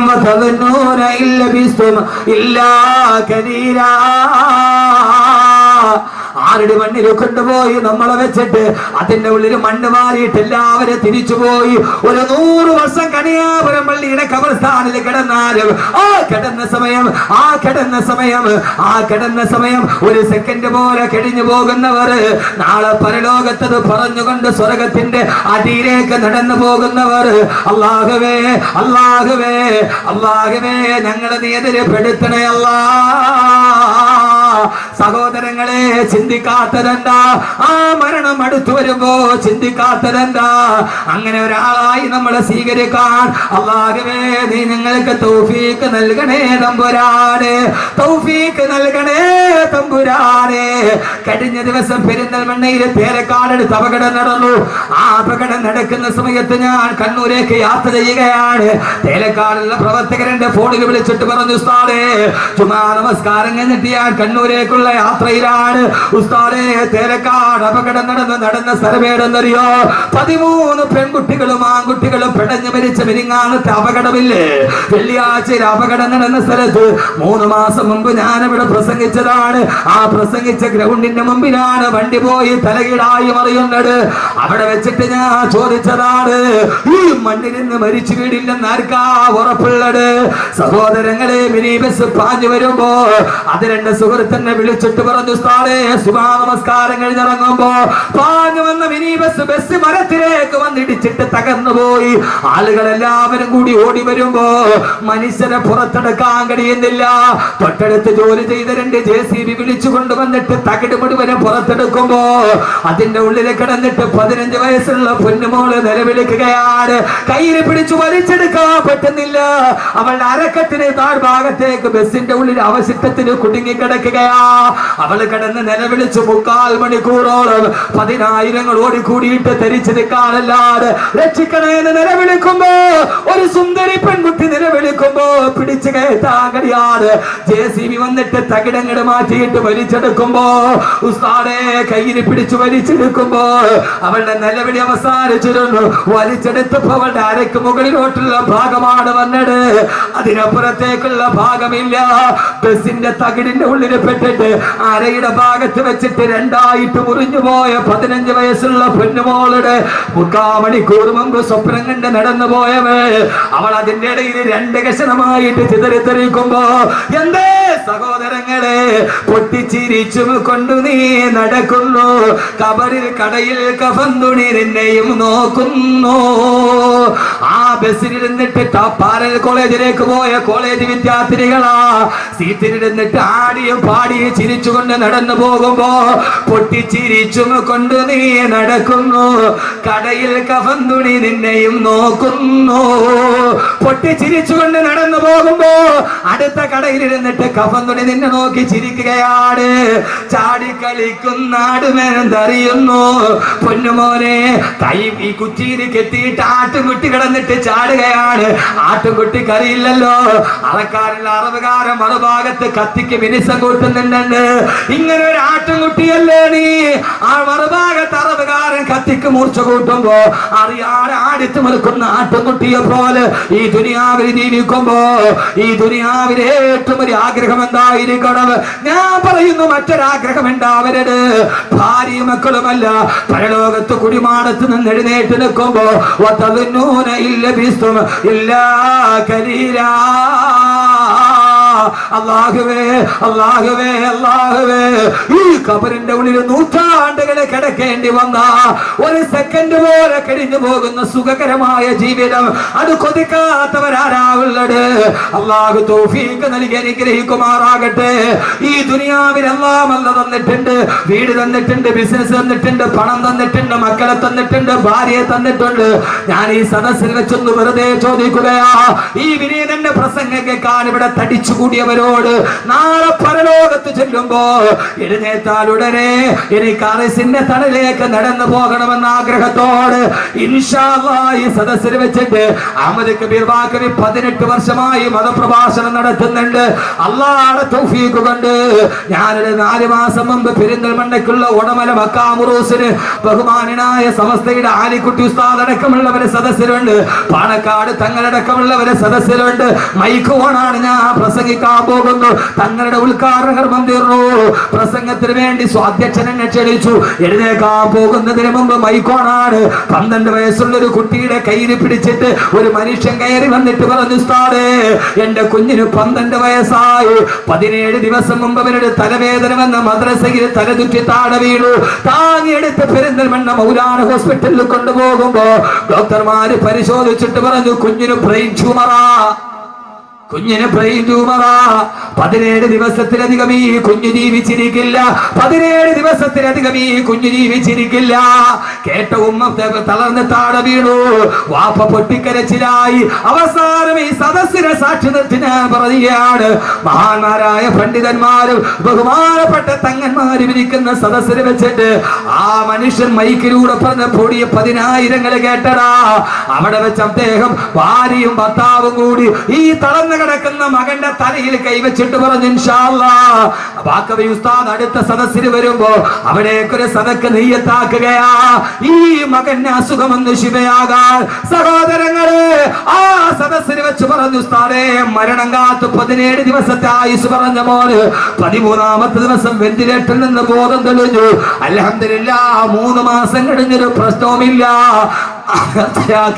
പൈസ ഉസ്താദിന്റെ കയ്യിലൊന്ന് ഏൽപ്പിക്കാൻ വേണ്ടി വന്നതാന്ന് പറഞ്ഞ് ആ സദസ്സിൽ നിന്നൊരു സംഖ്യ എന്റെ കയ്യിൽ ഏൽപ്പിച്ചിട്ട് ഏതാണ്ട് 30,000-ത്തിലധികം ആളുകൾ ഞാൻ മഹിഷറ എവിടെയാണെന്ന് പറയുന്നതിന് മുമ്പ് ജീവിതം തുടങ്ങുന്നത് എവിടെയാണ്, ഭൂമിയിലാണോ ആകാശത്താണോ, ആദ്യം വരുന്നത് എവിടെയാണ് പറയുന്നതിന് മുമ്പ് ഈ തിങ്ങിക്കൂടിയ സദസ്സിന്റെ മുമ്പ് ഒരു ടെസ്റ്റ് ആയിട്ട് ഞാൻ ചോദിക്കുകയാ. ഇൻഷാ അല്ലാഹ് 30,000-ത്തിലധികം ആളുകൾ ഈ സദക്കയിൽ പങ്കെടുത്തിട്ടുണ്ട്. മാരകമായ ക്യാൻസർ വന്നിട്ട് ആമാശയം പഴുത്തു മാറിയിട്ട് അവസാനം ഡോക്ടർമാര് തള്ളിയ ഭാര്യയും ഭർത്താവും പോലും ഹജ്ജ് കഴിഞ്ഞിട്ട് തിരിച്ചു വന്നത് ഈ സദക്കയുടെ ബറക്കത്ത് കൊണ്ടാ. കാരണം എന്താ, ബാക്കവി ഇവിടെ വന്ന് പറഞ്ഞിട്ട് നാളെ ഞാൻ മലപ്പുറം ജില്ലയിൽ, നാളെ ഞാൻ കരുനാഗപ്പള്ളിക്കടുത്ത് ക്ലാപ്പനയിലാണ്. ഈ കണിയാപുരത്ത് കിടന്ന് നിങ്ങൾ ഉറങ്ങിയാലും 10,000 നിങ്ങൾക്ക് വേണ്ടി ആമീൻ പറയും. എത്ര ആളുകളാ കഴിഞ്ഞ ആലുവയിലെ വാർഷിക പ്രഭാഷണത്തിൽ 1,00,000 യാസീൻ ഓതിയിട്ട് ദുആ ചെയ്തപ്പോ അല്ലാഹുവിന്റെ സദസ്സിൽ പല നിയ്യത്തുകൾ വെച്ചിട്ട് നേർച്ചയാക്കിയ ആരൊക്കെയുണ്ടോ അവരെ ഹലാലായ മുറാദുകളെ ഹാസിലാക്കണമെന്ന് പറഞ്ഞപ്പോ കേരളത്തിന്റെ അകത്തും പുറത്തുമുള്ള ലക്ഷക്കണക്കിന് ആളുകൾ ആമീൻ പറഞ്ഞ സദസ്സ്, അതിന്റെ ബറക്കത്ത് കൊണ്ടാണ് ഈ കാര്യങ്ങൾ നടക്കുന്നത്. ഇൻഷാ അല്ലാഹ് ഈ സദസ്സിൽ നിന്ന് ആരെങ്കിലും ഉസ്താദേ ഈ സദസ്സിന്റെ തുടക്കക്കാരനായി വാഫി കോഴ്സ് പഠിപ്പിക്കാൻ, ഈ കരിങ്കലിനെ കരയിപ്പിച്ച വിജ്ഞാനം പഠിപ്പിക്കാൻ, അടുത്ത കുട്ടികൾക്ക് കിടക്കണമെങ്കിൽ, അവർക്ക് ദറസ് പഠിക്കണമെങ്കിൽ, അവർക്ക് ഖുർആൻ ഓതണമെങ്കിൽ ഒരു വലിയ കെട്ടിടം കൂടി സ്ഥാപിക്കേണ്ടതുണ്ട്. ഈ സംഘാടകർക്ക് വലിയൊരു ആഗ്രഹവുമുണ്ട്. ഇൻഷാ അല്ലാഹ് ആ സംരംഭത്തിലേക്ക് ഏതാണ്ട് 43 ലക്ഷം രൂപ ചെലവ് വരുന്ന ആ സംരംഭത്തിലേക്ക് ആദ്യമായിട്ട് ആദ്യത്തെ ആളായി ഇൻഷാ അല്ലാഹ് ഞാൻ മരിച്ചാലും മണ്ണിന്റെ അടിയിൽ ഞാൻ പോയാലും എനിക്ക് കിട്ടുന്ന ഒരു സദഖ അല്ലാഹുവേ സ്വീകരിക്കണേ എന്ന നിയ്യത്തോട് ഏതാഗ്രഹം മനസ്സിൽ വെച്ചിട്ടാണോ അല്ലാഹു അതിനെ സ്വീകരിക്കുമാറാകട്ടെ. ഇവിടെ വെച്ച് വാഗ്ദാനം ചെയ്തിട്ട് 1, 2, 3, 4 ഭാഗമായിട്ട് കൊടുത്താൽ മതി, അല്ലാഹു സ്വീകരിക്കുമാറാകട്ടെ. ഒരു 66,666 രൂപ, സാധാരണ 6,666 ഞാൻ ചോദിക്കാറുണ്ട്. 66,666 രൂപ ഈ സദസ്സിൽ വെച്ചൊന്ന് വാഗ്ദാനം ചെയ്യാൻ അല്ലാഹുവിന്റെ റസൂൽ ചോദിച്ചാൽ ആദ്യമായിട്ട് പറയുന്നത് ഹബീബായ നബി മുഹമ്മദ് മുസ്തഫ, ഹബീബായ നബി മുഹമ്മദ് മുസ്തഫ, ഹബീബായ നബി മുഹമ്മദ് മുസ്തഫ സല്ലല്ലാഹു അലൈഹി വസല്ലം ചോദിച്ചാൽ ആദ്യമായിട്ട് ഒരാൾ പറയും അനയാ റസൂലല്ലാഹ്, ഞാൻ തരാ നബിയേ, ഞാൻ തരാ നബിയേ. ആ സമയത്ത് എഴുന്നേറ്റ് നിൽക്കും ബഹുമാനപ്പെട്ട സയ്യിദുനാ ഉസ്മാൻ ബിൻ അഫ്ഫാൻ റളിയല്ലാഹു തആല അൻഹു. യഹി ഇന്തിഹാ ഹേ, യഹി ഇബ്തിദാ ഹേ, യഹി റാസ്താ ഹേ, യഹി റഹ്റുമാ ഹേ, യഹി ഇബ്തിദാ ഹേ, ഇതാണ് തുടക്കം. യഹി ഇന്തിഹാ ഹേ, ഇവിടെയാണ് ഒടുക്കം. യഹി റാസ്താ ഹേ, ഇതാണ് വഴി, ഇതാണ് പാത, ഇതിലൂടെയാണ് സ്വർഗത്തിന്റെ പാത. ഈ സ്വർഗത്തിന്റെ പാത വെട്ടിത്തെളിച്ച നാളെ ഞാൻ ജനകോടികൾ പരലോകത്ത് പരിഭ്രാന്തിയോടെ നിറഞ്ഞു നിൽക്കുമ്പോ എന്റെ ബുറാക്കിന്റെ മുകളിൽ ഞാൻ കടന്നു വരുമെന്ന്, എന്റെ ബുറാക്കിന്റെ മുകളിൽ ഞാൻ കടന്നു വരുമ്പോ എന്റെ തൊട്ടു മുമ്പിൽ എന്റെ ഒട്ടകപ്പുറത്തുണ്ടാകും എന്റെ പൊന്നുമോള് ബീവി ഫാത്തിമ. അല്ലാഹുവിന്റെ റസൂല് പറയുകയാ, എന്റെ തൊട്ടു മുമ്പിൽ എന്റെ ഒട്ടകപ്പുറത്ത് എന്റെ കരളിന്റെ കഷണമേ ഫാത്തിമ, എന്റെ ജീവിതത്തിന്റെ വാത്സല്യമേ ഫാത്തിമ, എന്റെ പൊന്നുമോള് ഫാത്തിമ ഉണ്ടാകും. എന്റെ വലതു ഭാഗത്ത് അബൂബക്കർ ഉണ്ടാവും, എന്റെ ഇടതു ഭാഗത്ത് ഉമർ ഉണ്ടാവും, എന്റെ തൊട്ടുപുറകിലതാ അല്ലാഹു അക്ബർ അല്ലാഹു അക്ബർ അല്ലാഹു അക്ബർ അല്ലാഹു അക്ബർ അല്ലാഹു അക്ബർ അല്ലാഹു അക്ബർ എന്ന ബാങ്കം വിളിച്ചുകൊണ്ട് എന്റെ തൊട്ടുപുറകിൽ എന്റെ ബിലാൽ ഉണ്ടാകുമെന്ന്, എന്റെ കറുത്തവനായ ബിലാൽ, എന്റെ കറുത്ത ബിലാൽ. ആ ബിലാൽ ബാങ്കം വിളിച്ചുകൊണ്ട് എന്റെ പുറകിൽ വരുമ്പോ ഈ ദുനിയാവില് ബാങ്ക് കേട്ടപ്പോ ആരൊക്കെയാണോ പള്ളിയിലോട്ട് കിടന്നു വന്നത്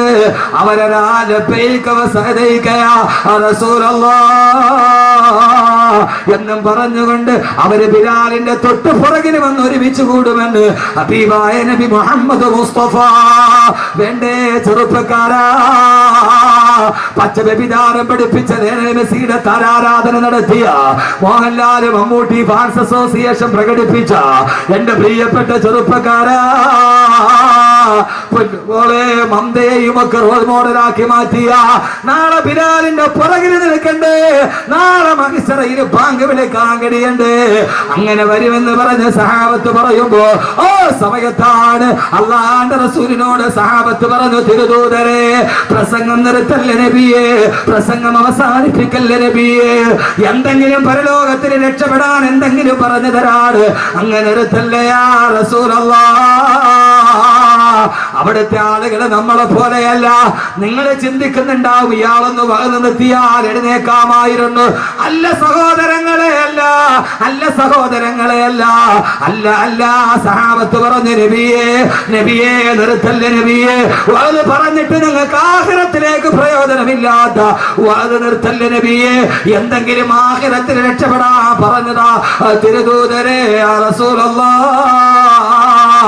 ആ സമയത്ത് അല്ലാഹുവിന്റെ റസൂൽ പറഞ്ഞ സഹാബ, എന്നാൽ എപ്പോഴും പറഞ്ഞുകൊള്ളുക, യാദൽ ജലാലി വൽ ഇക്റാം അമിത്നാ അലാ ദീനിൽ ഇസ്ലാം, യാദൽ ജലാലി വൽ ഇക്റാം അമിത്നാ അലാ ദീനിൽ ഇസ്ലാം,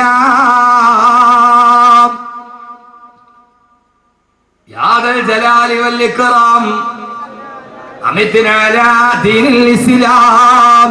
ഇത് പതിവായി പറഞ്ഞു. ആഖിറത്തിന് പോയാൽ നിങ്ങൾക്ക് തളരേണ്ടി വരില്ല, പരിഭ്രാന്തിയോടെ ഓടേണ്ടി വരില്ല. റഹ്മത്തെന്ന സഹോദരി ഒരു സദഖ ചെയ്തു, ഇത് വഅദിന്റെ പ്രയോജനമാണ്. അല്ലാഹുവേ നീ അവർക്ക് സാലിഹായ സന്താനത്തെ കൊടുക്കണേ അല്ലാഹ്. അല്ലാഹു സ്വീകരിക്കട്ടെ, അല്ലാഹു സ്വീകരിക്കട്ടെ, അല്ലാഹു സ്വീകരിക്കട്ടെ. എന്റെ പൊന്നുമോനെ, പരലോകത്ത് എഴുന്നേറ്റ് വെക്കുമ്പോ എന്തെങ്കിലും ഒക്കെ വേണം. യഥാർത്ഥത്തിൽ പരലോകത്താണ് പ്രോട്ടോകോൾ ലംഘിക്കുക. പരലോകത്ത് മരണം ജീവിതത്തിന്റെ തുടക്കം. ഞാൻ പരലോകത്തിന്റെ പ്രധാനപ്പെട്ട കാര്യങ്ങൾ പറയാം. പരലോകത്ത് പ്രോട്ടോകോൾ ലംഘിക്കുക. പ്രോട്ടോകോള് എന്താ ഫോട്ടോക്കാരോട് പോകുന്നത്? പ്രോട്ടോകോൾ ലംഘിക്കും. എങ്ങനെ? പരലോകത്താണ് ചെല്ലേണ്ടത്. അള്ളാഹുവിടെ ആക്കി തരട്ടെ, അള്ളാഹുവിടെ ആക്കി തരട്ടെ, അള്ളാഹുവിടെ എത്തിച്ച് തരട്ടെ. എത്താൻ ഇത്തിരി പാടാ മനുഷ്യന്മാരെ. അള്ളാഹുവിടെ എത്തിച്ച് എന്നാൽ രക്ഷപ്പെട്ടു. അവിടെ മലക്കുകൾ നമ്മളെ കാണുമ്പോൾ സലാം പറയും. ഇവിടെ നേരെ തിരിച്ച്, ഇവിടെ നമ്മളാരോട് പോലെ സലാം പറയും, മലക്കുകളോട് സലാം പറയും. അവിടെ മലക്കുകൾ നമ്മുടെ സേവകന്മാരാണ്. പ്രോട്ടോകോൾ മാറും. ഇവിടെ ഇപ്പൊ നമ്മളൊരു കല്യാണത്തിന് നമ്മളൊരാൾ വിളിച്ചു, അവിടെ ചെന്നപ്പോ ആദ്യത്തെ ട്രിപ്പ് ഇരുന്നു, നമ്മൾ വെളിയില്ല അല്ലേ? അപ്പൊ വീട്ടുകാർ ഓടി വന്നിട്ട് പറയും, ഇതൊന്ന് കഴിഞ്ഞോട്ടെ, തീർന്ന ഉടനെ അടുത്ത് നിങ്ങൾ ഇരുത്താം. അപ്പൊ ഒരു കസേരയൊക്കെ ഇട്ട് അവിടെ എന്ത് ചെയ്യും? ഇരുത്തും. നമ്മൾ ഈ ചാപ്പാട് നല്ല ബിരിയാണിയുടെ സ്വാദ് മൂക്കിലേക്കങ്ങ് അടിക്കും. ആദ്യത്തെ ട്രിപ്പ് തീരാറാകുമ്പോ തന്നെ നമ്മൾ എന്ത് ചെയ്യും? മേശയൊന്നും തുടച്ചിട്ടുണ്ടാവില്ല, പ്ലേറ്റിനെ എടുത്തിട്ടുണ്ടാവില്ല, ചാടി എന്ത് ചെയ്യും? പാവ മനുഷ്യന്മാരെ ചാടി എന്ത് ചെയ്യും? ഇരിക്കും. എന്തിന്? ചാപ്പാട്. ഏത് ചാപ്പാട്? ബിരിയാണി. തിന്നിട്ടൊരു കൊച്ചു മരിച്ചു പോയി എന്ന് പറഞ്ഞോട് പ്രശ്നം ഉണ്ടാക്കി.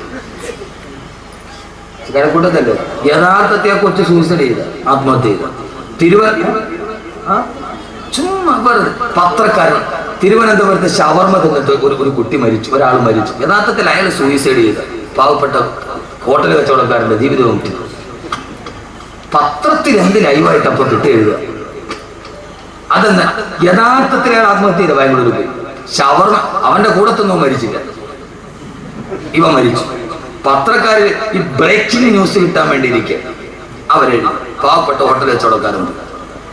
ആ മനുഷ്യൻ, ആ സാൽവ കഫേയുടെ മനുഷ്യൻ സ്ഥിരമായിട്ട് പള്ളിയിൽ ഒരു കരി കൊടുക്കുന്ന ആൾ, നല്ലൊരു മനുഷ്യൻ.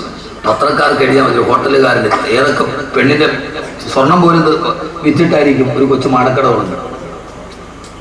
യഥാർത്ഥത്തിൽ നമ്മളെന്താ ഭക്ഷണം അല്ലേ, ഭക്ഷണമല്ലേ, ഒരു പ്ലേറ്റ് ഭക്ഷണം. മോനെ പ്രോട്ടോകോൾ ലംഘിക്കും എവിടെയാണെന്നറിയോ? وَسِيقَ الَّذِينَ اتَّقَوْا رَبَّهُمْ إِلَى الْجَنَّةِ زُمَرًا. അള്ളാഹുവിന്റെ വിശുദ്ധമായ സ്വർഗത്തിന്റെ മുമ്പിലെത്തുമ്പോ ആ സ്വർഗത്തിന്റെ ഭക്ഷണങ്ങൾ മുഴുവനും വിളമ്പി വെച്ചിട്ട് അള്ളാഹു മുത്തഖീങ്ങളോട് പറയും, ഇവിടേക്ക് വാ, ഇതാ നിങ്ങൾക്കുള്ള ഭക്ഷണം ഇവിടെ ഒരുക്കി വെച്ചിരിക്കുകയാണ്. ആ സമയത്ത് സ്വർഗത്തിലെ ഭക്ഷണങ്ങൾ ഒരുക്കി വെച്ചിരിക്കുമ്പോ സ്വർഗത്തിൽ കയറുന്നവൻ ആദ്യം കൊടുക്കുന്ന ഭക്ഷണം ഏതെന്ന് നബിയോട് ചോദിച്ചപ്പോ അള്ളാഹുവിന്റെ റസൂൽ പറഞ്ഞു, പൊരിച്ച മീനിന്റെ കരളാണ് സ്വർഗത്തിലെ ആദ്യ ഭക്ഷണമെന്ന് ഹബീബായ നബി മുഹമ്മദ് മുസ്തഫ. സ്വർഗത്തിലേക്ക് കയറിയാൽ ആദ്യം കിട്ടുന്ന ഭക്ഷണം മീനിന്റെ പൊരിച്ച കരളാണെന്ന് നബി മുഹമ്മദ് മുസ്തഫ.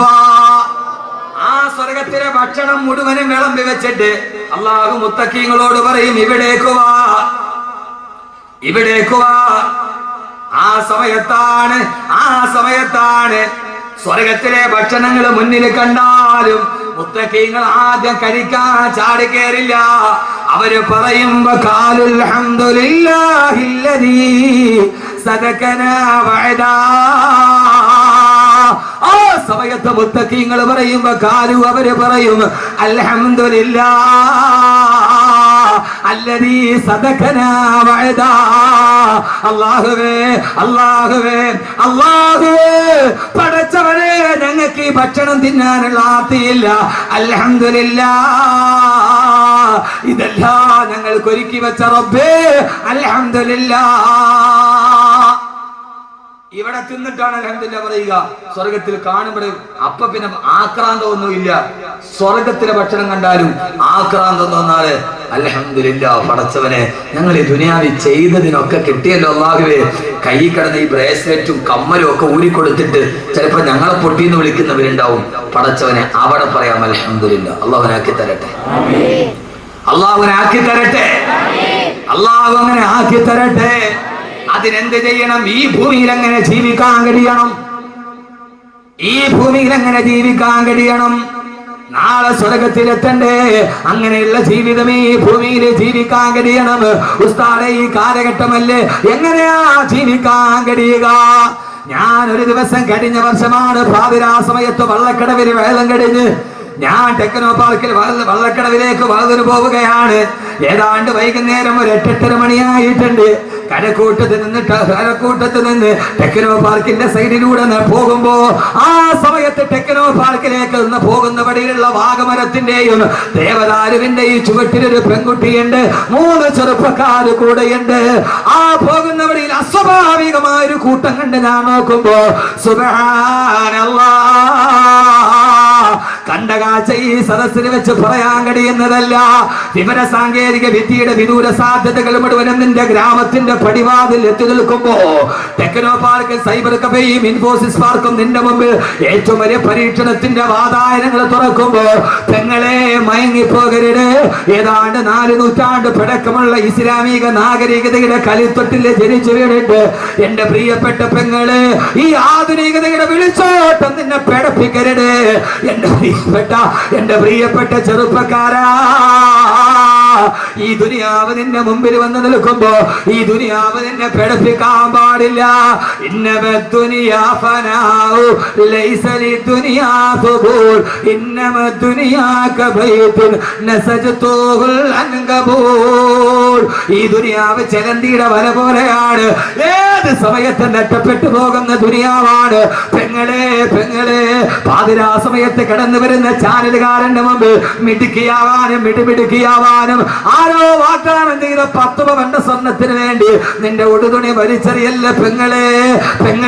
ഔറത്ത് മറക്കാട് അള്ളാഹു നൽകിയ മക്കളെ കൊണ്ടുപോയി ചാനലുകാരന്റെ മുമ്പിൽ ഇട്ട് കൊടുത്തിട്ട് അവരുടെ മാംസ ഭാഗം നോക്കിയിട്ട് SMS വില നിശ്ചയിച്ചു പോകുന്ന ഏറ്റവും വലിയ കച്ചവടത്തിലേക്ക് ലോകം കടന്നു പോകുമ്പോ എന്റെ പ്രിയപ്പെട്ട സഹോദരങ്ങളോട് സഹോദരിമാരോട് ഈ പാതിരാ സമയത്തിലേക്ക് പറയാനുള്ളത്, ഈ ഭൂമിയിൽ ജീവിച്ചിരുന്നിട്ട് അള്ളാഹുവിന്റെ സ്വർഗത്തിന്റെ വാതിൽക്കൽ പോയി നിന്നിട്ട് അൽഹംദുലില്ലാഹ് സ്വർഗത്തിലെ തേനിന്റെ പുഴയുടെ മുമ്പിൽ, സ്വർഗത്തെ പാലിന്റെ പുഴയുടെ മുമ്പിൽ, സ്വർഗത്തിന്റെ ഏറ്റവും വലിയ പഴത്തിന്റെ മുമ്പിൽ, സ്വർഗത്തിന്റെ ഏറ്റവും വലിയ കസേരയുടെ മുമ്പിൽ, സ്വർഗത്തിന്റെ ഏറ്റവും വലിയ സ്വർണ്ണക്കട്ടിലിന്റെ മുമ്പിൽ, സ്വർഗത്തിലെ സുന്ദരികളായ ഹൂറിപ്പെണ്ണിന്റെ മുമ്പിൽ, 400 മൈലപ്പുറത്ത് നിന്ന് ചിരിച്ചാൽ ഇപ്പുറ കാണുന്ന ദന്തനിരകളുള്ള സുന്ദരി പെണ്ണിന്റെ ഹൂറിയുടെ മുമ്പിൽ, അള്ളാഹുവിന്റെ സ്വർഗത്തിന്റെ പട്ടുവസ്ത്രത്തിന്റെ മുമ്പിൽ, അള്ളാഹുവിന്റെ സ്വർഗത്തിന്റെ കായികനികളുടെ മുമ്പിൽ, അതിന്റെ മുമ്പിൽ നിന്നുകൊണ്ട് അൽഹംദുലില്ലാഹ് ഈ ദുനിയാവിൽ കിട്ടുന്ന ഏറ്റവും വലിയ ഭാഗ്യം പടച്ചറപ്പിന്റെ സ്വർഗത്തിന്റെ വാതിൽ പിടിച്ചിട്ട് അൽഹംദുലില്ലാഹ് എന്ന് പറയാൻ കഴിയല. എന്തേ പെങ്ങളെ പറയാൻ കഴിയില്ല? ഫിറൗനിന്റെ കൊട്ടാരത്തിന്റെ നടുവിലല്ലേ ആസിയ ബീവി ജീവിച്ചിരുന്നത്? ആസിയ ജീവിച്ചത് എവിടെയാ? ടെക്നോ പാർക്കും ഇൻവോയ്സസ് ഒക്കെ കിടക്കട്ടെ, അതിന്റെ മുമ്പിൽ ജീവിച്ചിട്ട് ഈമാനോടെ ജീവിച്ച് സ്വർഗത്തിന്റെ വാതിൽ തുറക്കണം. അല്ലാഹു തൗഫീഖ് നൽകട്ടെ. ആമീൻ പറയ് മച്ചന്മാരെ. അടുത്ത സമയായോ? സമയായോ? ഇല്ലേ? പിന്നെന്താ ഇങ്ങനെ ഇരിക്കുന്നത്? സമയം നിർത്തണോ? മോനെ ഫിറൗന്റെ കൊട്ടാരത്തിലാണ് ഇസ്ലാമിക ലോകത്തിലെ ഏറ്റവും വലിയ ചരിത്രം ഉണ്ടായത്. ഉസ്താദ് ഇപ്പൊ എങ്ങനെയാ? ഇപ്പൊ ഇതല്ലേ കാലം? ഏത് കാലം? മിടുക്കി മിടുമിടുക്കി. അപ്പൊ പകുതി അങ്ങോട്ട് അഴിച്ചു കളയലാണ് ഇപ്പൊ ഫാഷൻ. ഇപ്പൊ ഫാഷൻ എന്താ? പകുതി അഴിച്ചു കളയുക, ബ്ലൗസിന്റെ പുറകിൽ ഒരു ജനല് വെക്കുക. കട്ടളനല്ല ഇപ്പൊ വെക്കണം ബ്ലൗസിന്റെ പുറകിൽ. ട്രാൻസ്പോർട്ട് ബസ് ഞാൻ യാത്ര ചെയ്ത് ഒത്തിരി നാളായി, കുറെ നാളായി ട്രാൻസ്പോർട്ട് ചെയ്യാം. ഈ അടുത്ത സമയത്ത് ഒരു ദിവസം യാത്ര ചെയ്തപ്പോ പുറകിരിക്കും അറിയാൻ പാടില്ല ഇത് സീറ്റിന്റെ കമ്പിയാണോ അതല്ല ഇതിന്റെ വള്ളിയാണോ. എന്തിനാ ഞാൻ ചോദിക്കട്ടെ, എന്തിനാ അത്? എന്താ അതിന്റെ ആവശ്യം? എന്താ ഇതിന്റെ പുറകിലുള്ള ഈ പുറകിൽ കുറെ വള്ളി വെച്ചിട്ട് ജനലുണ്ടാവും? എന്താ അതിന്റെ അർത്ഥം? അതിന്റെ ഇടയിലുള്ളത് മറ്റൊരുത്തം കാണണമെന്നല്ലേ അല്ലേ? എന്താ നിങ്ങൾ ഇങ്ങനെ വാ വിളിച്ച് ഇങ്ങനെ? ഇവിടത്തെ കഥയൊക്കെ തന്നെ പറയുന്നത്, അമേരിക്കയിലെ കഥയല്ല. എന്നിട്ടാ നിങ്ങൾ എന്നെ തുറച്ചു നോക്കണത്? ഇത് എന്തിനാ ഇത് വെക്കണത്? അടിക്കുമ്പോ കൈ ഇത്രയും മതി, അല്ലെങ്കിൽ സ്ലീവ്ലെസ് ആയി. എന്തിന്? എന്താ അതിന്റെ ആവശ്യം? എന്താ തലേ തുണി ഇടൂല? എന്താ ഇടാത്ത? എന്താ ഇടാത്ത? എന്റെ തല വേറത്തെ കണ്ടോട്ടെ, വേറത്തെ കാണിക്കാതിരിക്കാൻ വേണ്ടിയല്ലല്ലോ. എന്റെ പ്രിയപ്പെട്ട സഹോദരിമാരെ, ഉസ്താദ് ഈ കാലത്തൊക്കെ ഇങ്ങനെ മൂടിപ്പുറച്ചൊക്കെ നടക്കാൻ പറ്റും? തിരിയൊക്കെ അങ്ങോട്ട്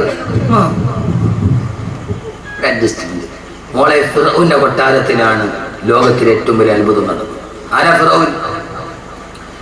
ആരാ ഫിറൗൻ? കരയിലിരുന്ന് വ്യഭിചരിച്ചിട്ട് കൊതിനീരാടെ കടലിൽ കിടന്ന് വ്യഭിചരിച്ച ആളാണ് ഫിറൗൻ. കരയിലിരുന്ന് വ്യഭിചരിച്ചിട്ട് കൊതിനീരാന്നിട്ട് കടലിൽ പോയി വ്യഭിചരിച്ച ആളാണ് ഫിറൗൻ.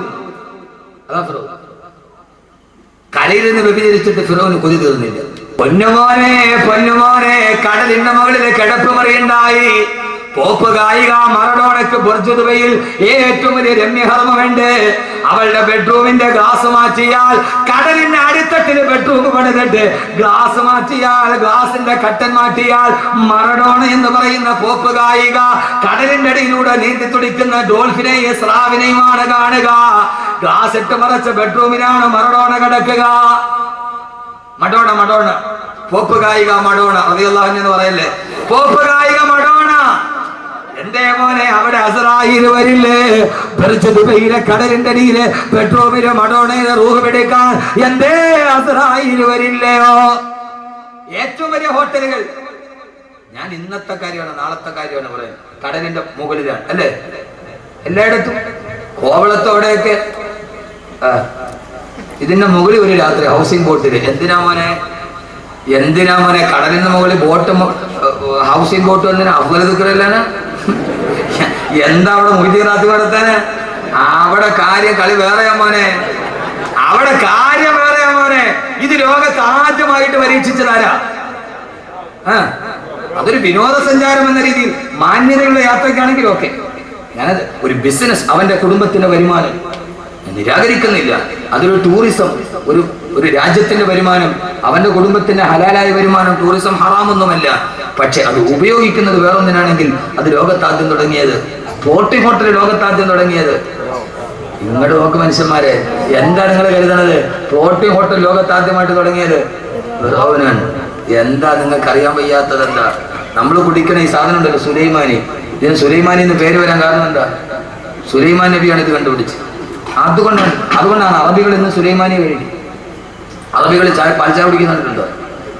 സുലൈമാനിയുടെ പേര് വരാൻ കാരണം ഇത് സുലൈമാൻ നബി ഇത് യുദ്ധത്തിന് പോയി ക്ഷീണിച്ചിരുന്നപ്പോ ഒരു ഇലയെടുത്ത് വെള്ളത്തിലിട്ട് കുടിച്ചു, ക്ഷീണം മാറി. അപ്പൊ ഇത് നല്ലതാണെന്ന് തോന്നി, പിന്നെ അത് പരിചയിച്ചു. ആ ഇലയായിരുന്നു തേയില. അതുകൊണ്ടാണ് സുലൈമാനി എന്നതിന് പേര് വന്നത്. അറബികൾ ഒറിജിനൽ സുലൈമാനിയാണ്. പാലൊഴിച്ചിട്ട് ചായ കുടിച്ചാൽ കഫക്കെട്ടുണ്ടാവും. അതുകൊണ്ട് അറബികൾ പാലൊഴിച്ചിട്ട് ചായ കുടിക്കാത്ത. മനസ്സിലായോ? സുലൈമാൻ നബി അലൈഹി സ്വലാത്തു വസ്സലാം ലോകം ഭരിക്കുമ്പോ കേരളത്തിൽ നിന്ന് തേക്ക് കച്ചവടം നടത്തിയിട്ടുണ്ട്. എത്ര പേർക്കറിയാം? സുലൈമാൻ നബി അലൈഹി സ്വലാത്തു വസ്സലാം കേരളത്തിൽ തേക്ക് കച്ചവടം നടത്തിയിട്ടുണ്ട്. സുലൈമാൻ നബി കേരളത്തിൽ നിന്ന് തേക്ക് കൊണ്ടുപോയിട്ടുണ്ട്. 2 തുറമുഖം സുലൈമാൻ നബിക്ക് ഉണ്ടായിരുന്നു. ഒന്ന് വാഫാർ. ആ വാഫാറാണ് ഇന്നത്തെ ബേപ്പൂർ. സുലൈമാൻ നബി തടിക്കച്ചവടം നടത്തിയ നാടാണ് കേരളം. എത്ര പേർക്കറിയാം? ഇങ്ങനെ വല വീശി എറിഞ്ഞാൽ മാത്രം പോരാ, ചരിത്രം പഠിക്കണ്ടേ. ഇതിനാണ് വാഫികൾ ഉണ്ടാവുന്നത്. ഇതിനാണ് വാഫി. ചരിത്രത്തെ ലോകത്തിന് പറഞ്ഞു കൊടുക്കുക. ഇതാണ് വാഫി കോഴ്സ്. സയൻസും ഖുർആനും പഠിച്ച കോഴ്സ്. ഇപ്പൊ മനസ്സിലായോ? അള്ളാഹു മനസ്സിലാക്കാനുള്ള ബോധം നൽകട്ടെ. എന്റെ പ്രിയപ്പെട്ട സഹോദരങ്ങളെ, അയാളാണ് ഫിറഔൻ. ആ ഫിറഔനല്ലേ ആദരവായ പ്രവാചകൻ നബി മുഹമ്മദ് മുസ്തഫ സല്ലല്ലാഹു അലൈഹി വസല്ലം മിഅ്റാജിന്റെ യാത്ര പോയി തിരിച്ചു വരുമ്പോ ആദ്യമായി ഹബീബായ നബി മുഹമ്മദ് മുസ്തഫ സല്ലല്ലാഹു അലൈഹി വസല്ലം യാത്ര പോയി തിരിച്ചു വരുമ്പോ ആ സമയത്ത് ആഖിറത്തിന്റെ കാഴ്ച പറയുമ്പോ അല്ലാഹുവിന്റെ റസൂൽ പറഞ്ഞില്ല, ഞാൻ പരലോകത്തിലൂടെ നടന്നു പോകുമ്പോ ആ സമയത്ത് സ്വർഗത്തിന്റെ മുമ്പിലല്ല, സ്വർഗത്തിന്റെ മുമ്പിലൂടെ നടന്നു പോകുമ്പോ ആ സമയത്തിന്റെ മൂക്കിലേക്ക് വല്ലാത്തൊരു സുഗന്ധഗന്ധം അടിച്ചു വീശി. സ്വർഗത്തിലെത്തിയിട്ടില്ല. ആ സമയത്തിന്റെ മൂക്കിലേക്ക് വല്ലാത്തൊരു സുഗന്ധം അടിച്ചു വീശിയപ്പോ അടുത്ത് നിന്ന ജിബ്രീലിനോട് ഞാൻ ചോദിച്ചു, ജിബ്രീല് എവിടെ നിന്നായി സുഗന്ധം വരുന്നതെന്ന് ചോദിച്ചപ്പോ ആ സമയത്ത് ജിബ്രീല് പറഞ്ഞു, യാ റസൂലല്ലാഹ്, ഇതിന്റെ തൊട്ടപ്പുറത്താണ് മാഷിത്ത താമസിക്കുന്നത്. ആ മാഷിത്തയുടെ ശരീരത്തിന്റെ സുഗന്ധമാണ് നബിയെ. സ്വർഗത്തിലെത്തിയിട്ടില്ല. ഇതിന്റെ തൊട്ടപ്പുറത്താണ് മാഷിത്ത താമസിക്കുന്നത്. ആരാ പെങ്ങളെ മാഷിത്ത? ആരാ? ഇബ്നത്ത് ഫിറഔൻ. സാക്ഷാൽ ഫിറൗനിന്റെ മകളല്ലേ മാഷിത്ത? ഫറോവയുടെ മകളാണ് മാഷിത്ത. ആ മാഷിത്ത സ്വർഗത്തിലെത്തുന്നതിന് മുമ്പ് നസീമുൽ ഫിർദൗസ് ആഞ്ഞടിച്ചു ബഹുമാനപ്പെട്ട ബീവി മാഷിത്ത ഒരു ദിവസം തല ചീവിക്കൊണ്ടിരിക്കുമ്പോ ചീർപ്പ് താഴെ വീണു. ഉടനെ പറഞ്ഞു ബിസ്മില്ലാ എന്ന് പറയുന്നത് കേട്ടിട്ടാണ് ഫിറഔൻ വരുന്നത്. മോളെ നീ എന്താ പറഞ്ഞത്? മൂസാടെ അള്ളാടെ പേര് പറയുന്നു. പറയേ ബിസ്മി അബീക്കി, നിന്റെ വാപ്പാടെ നാമത്തിലെന്ന് പറ. ഞാനാണ് അല്ലാഹ്. ബിസ്മി അബീക്കി, നിന്റെ വാപ്പാടെ നാമം എന്ന് പറ. എല്ലാവരും എന്റെ റബ്ബിനെ അല്ലാതെ ഞാൻ വിശ്വസിക്കുകയില്ല. അവസാനം പിടിച്ചു കൊണ്ടുവന്ന് തിളച്ചു മറിയുന്ന ചെമ്പിലേക്ക് മാഷിത്ത റളിയല്ലാഹു അൻഹയുടെ 3 മക്കളെ വലിച്ചെറിഞ്ഞു കൊന്നില്ല ഫറോവ. താൻ നൊന്ത് പ്രസവിച്ച 3 കുഞ്ഞുങ്ങൾ തിളച്ചു മറിയുന്ന എണ്ണയിൽ കിടന്ന് മരിച്ചു വീഴുമ്പോ ആ സമയത്തും മാഷിത്ത എന്ന പെണ്ണ് പറഞ്ഞു, ഇല്ല ബിസ്മില്ലാ. അവസാനം ചോരമുറ്റാത്ത മാറാത്ത കുഞ്ഞ് നെഞ്ചത്തോട് കെട്ടിപ്പിടിച്ചു നിൽക്കുമ്പോ ആ കുഞ്ഞിനെ വലിച്ച് എണ്ണയിലോട്ട് ഇറങ്ങുമ്പോ അപ്പോഴും പൊട്ടിക്കരഞ്ഞില്ല മാഷിത്ത. ശ്വാസത്തെ എടുത്ത് എണ്ണയിലോട്ട് വലിച്ചെറിയുമ്പോഴും അല്ലാഹുവിന് വേണ്ടി എല്ലാം സഹിച്ച് മരിക്കുന്ന നേരം ബിസ്മില്ലാ എന്ന് പറഞ്ഞിട്ട് ഫിറൗനിന്റെ കൊട്ടാരത്തിൽ ജീവിച്ചിട്ട് മരിച്ചുപോയ പെണ്ണാണ്. സ്വർഗത്തിലെത്തുന്നതിന് മുമ്പേ സ്വർഗത്തിന്റെ പരിമളം ആസ്വദിച്ചു ആ ബഹുമാനപ്പെട്ട ബീവി മാഷിത്ത റളിയല്ലാഹു അൻഹാ. പെങ്ങളെ, ഈ ദുനിയാവിൽ ജീവിച്ചിട്ട് സ്വർഗം വാങ്ങിക്കണം. അല്ലാഹു നമ്മുടെ സഹോദരിമാരെ അങ്ങനെ ആക്കി തരട്ടെ. എന്നാലേ നാളെ സ്വർഗത്തിന്റെ മുമ്പിലെത്താൻ പറ്റൂ. നമ്മൾ ഇങ്ങനെ സ്വർഗത്തിലേക്ക് പോകുന്നത് കാണുമ്പോഴേ മലക്കുകൾ പറയും, സലാമൻ അലൈക്കും തിബ്തും ഫദ്ഖുലൂഹാ ഖാലിദീൻ സലാമുൻ അലൈക്കും തിബ്തും ഫദ്ഖുലൂഹാ ഖാലിദീൻ.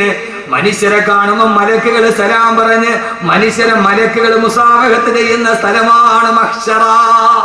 പ്രോട്ടോകോൾ മാറി മലക്കുകൾ വന്ന് നമ്മളെ കൈ പിടിച്ച് മുസാഫഹത്ത് ചെയ്യും. അള്ളാഹുനാക്കി തരട്ടെ. സ്വർഗത്തിന്റെ മുമ്പിൽ എത്തുമ്പോ മലക്കുകൾ വന്നിട്ട് കൈ പിടിച്ചിട്ട് സലാമുൻ അലൈക്കും തിബ്തും ഫദ്ഖുലൂഹാ ഖാലിദീൻ, ആ സ്വർഗത്തിലോട്ട് പോക്കോ. ഇവിടെ നമ്മുടെ കർമ്മങ്ങൾ രേഖപ്പെടുത്താനാണ് മലക്കുകൾ, അല്ലേ?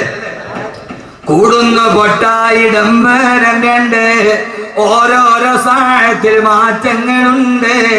കൂടുന്നു പൊട്ട ഇടം വരം രണ്ട്, ഓരോരോ സാഹത്തിൽ മാറ്റങ്ങളുണ്ട്. പൊട്ട, നിന്റെ ഇടത്തും വലത്തും രണ്ടാളുകൾ ഇരിക്കുന്നുണ്ട് നിന്റെ കർമ്മങ്ങൾ രേഖപ്പെടുത്താൻ. പക്ഷെ നാളെ നീ സ്വർഗത്തിൽ വന്നാൽ മലക്കുകൾ നിന്റെ പരിചാരകരാകുമെന്ന്.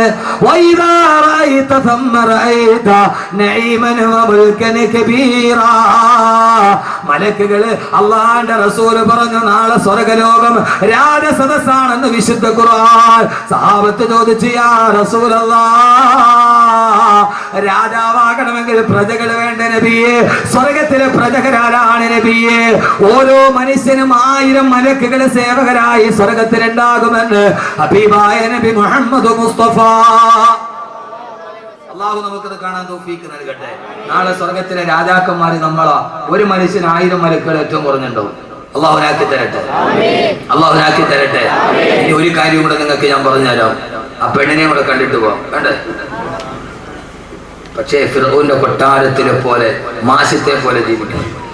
ആ പെണ്ണിനെ, സ്വർഗത്തിലെ പെണ്ണുങ്ങളെ അള്ളാഹു കാണാൻ തൗഫീഖ് നൽകി. സ്വർഗത്തിലെ ഏത് പെണ്ണിനെ കാണും? ഇതിനെ കാണുമോ? അവിടുത്തെ ഹൂലിങ്ങൾ കാണും? ഏനെ കാണും? നിങ്ങൾക്ക് ഇതിനെ കാണണോ? സ്വർഗത്തിലെ ഹൂലിങ്ങളെ കാണും?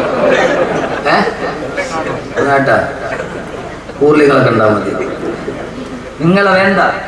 എന്തിനീ പഹയന്മാർക്ക് വേണ്ടി സ്വർണ്ണം ഇങ്ങനെ വെച്ചത്? നിങ്ങളെ വേണ്ട. പക്ഷേ സഹോദരിമാരെ, അല്ലാഹുവിന്റെ റസൂല് പറഞ്ഞു നാളെ സ്വർഗത്തിലെ ഹൂറുലിങ്ങളെക്കാൾ 70,000 ഇരട്ടി സൗന്ദര്യം അന്ന് ഈ ദുനിയാവിലെ പെണ്ണിനാണെന്ന് നബി മുഹമ്മദ് മുസ്തഫ.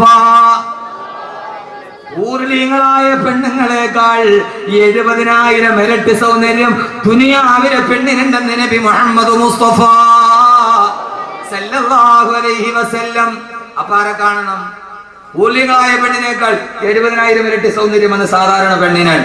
നല്ല സന്തോഷത്തോടെ ജീവിച്ചു മരിച്ചുപോയ ഭാര്യയും ഭർത്താവുമാണെങ്കിൽ അതേ ഭാര്യയും ഭർത്താവും സ്വർഗത്തിൽ ഒരുമിച്ച് കൂടും. അപ്പൊ ഊല്യങ്ങളെക്കാൾ 70,000 ഇരട്ടി സൗന്ദര്യം ഉണ്ടായിരിക്കും. ആർക്ക്? നമ്മുടെ സുബൈദാക്ക്, നമ്മുടെ വിയാത്തുമില്ല. അള്ളാഹു അങ്ങനത്തെ ഭാര്യ ഭർത്താക്കന്മാരാക്കി തരട്ടെ. ഭൂമിയിൽ നന്നായിട്ട് സന്തോഷത്തോടെ ജീവിക്കുക. ഇത് ജീവിതത്തിന്റെ തുടക്കം, മരണശേഷമാണ്. സ്വർഗം എന്ന് പറയാൻ നിങ്ങൾക്കറിയാവല്ലോ. വലക്കും ഫീഹാ മാ തസ്തഹി അൻഫുസുകും, കിളക്കണ്ട പൂട്ടണ്ട വെയിൽ കൊള്ളണ്ട, നിനക്കുള്ളതൊന്നും തന്നെ നീ അറിയണ്ട.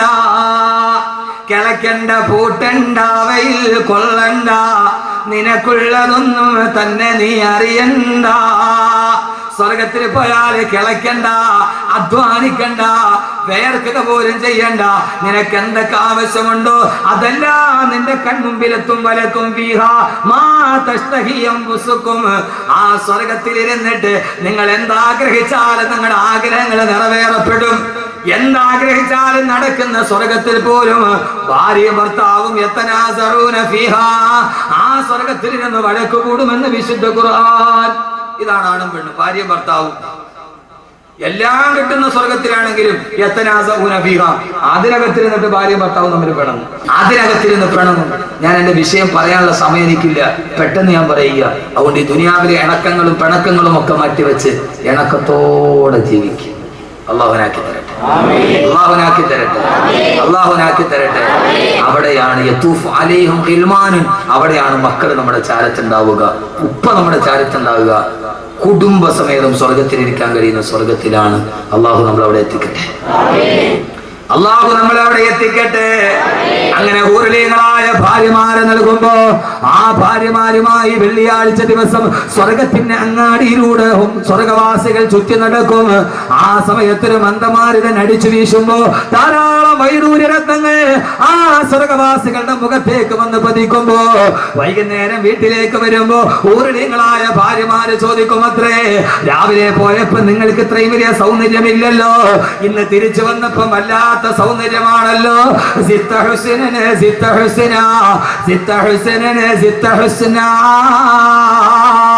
ഇന്ന് നിങ്ങൾക്ക് എത്ര വലിയ മൊഞ്ചാണെന്ന് ഊർലീങ്ങളായ പെണ്ണുങ്ങൾ അത്ഭുതപ്പെടുമത്രേ.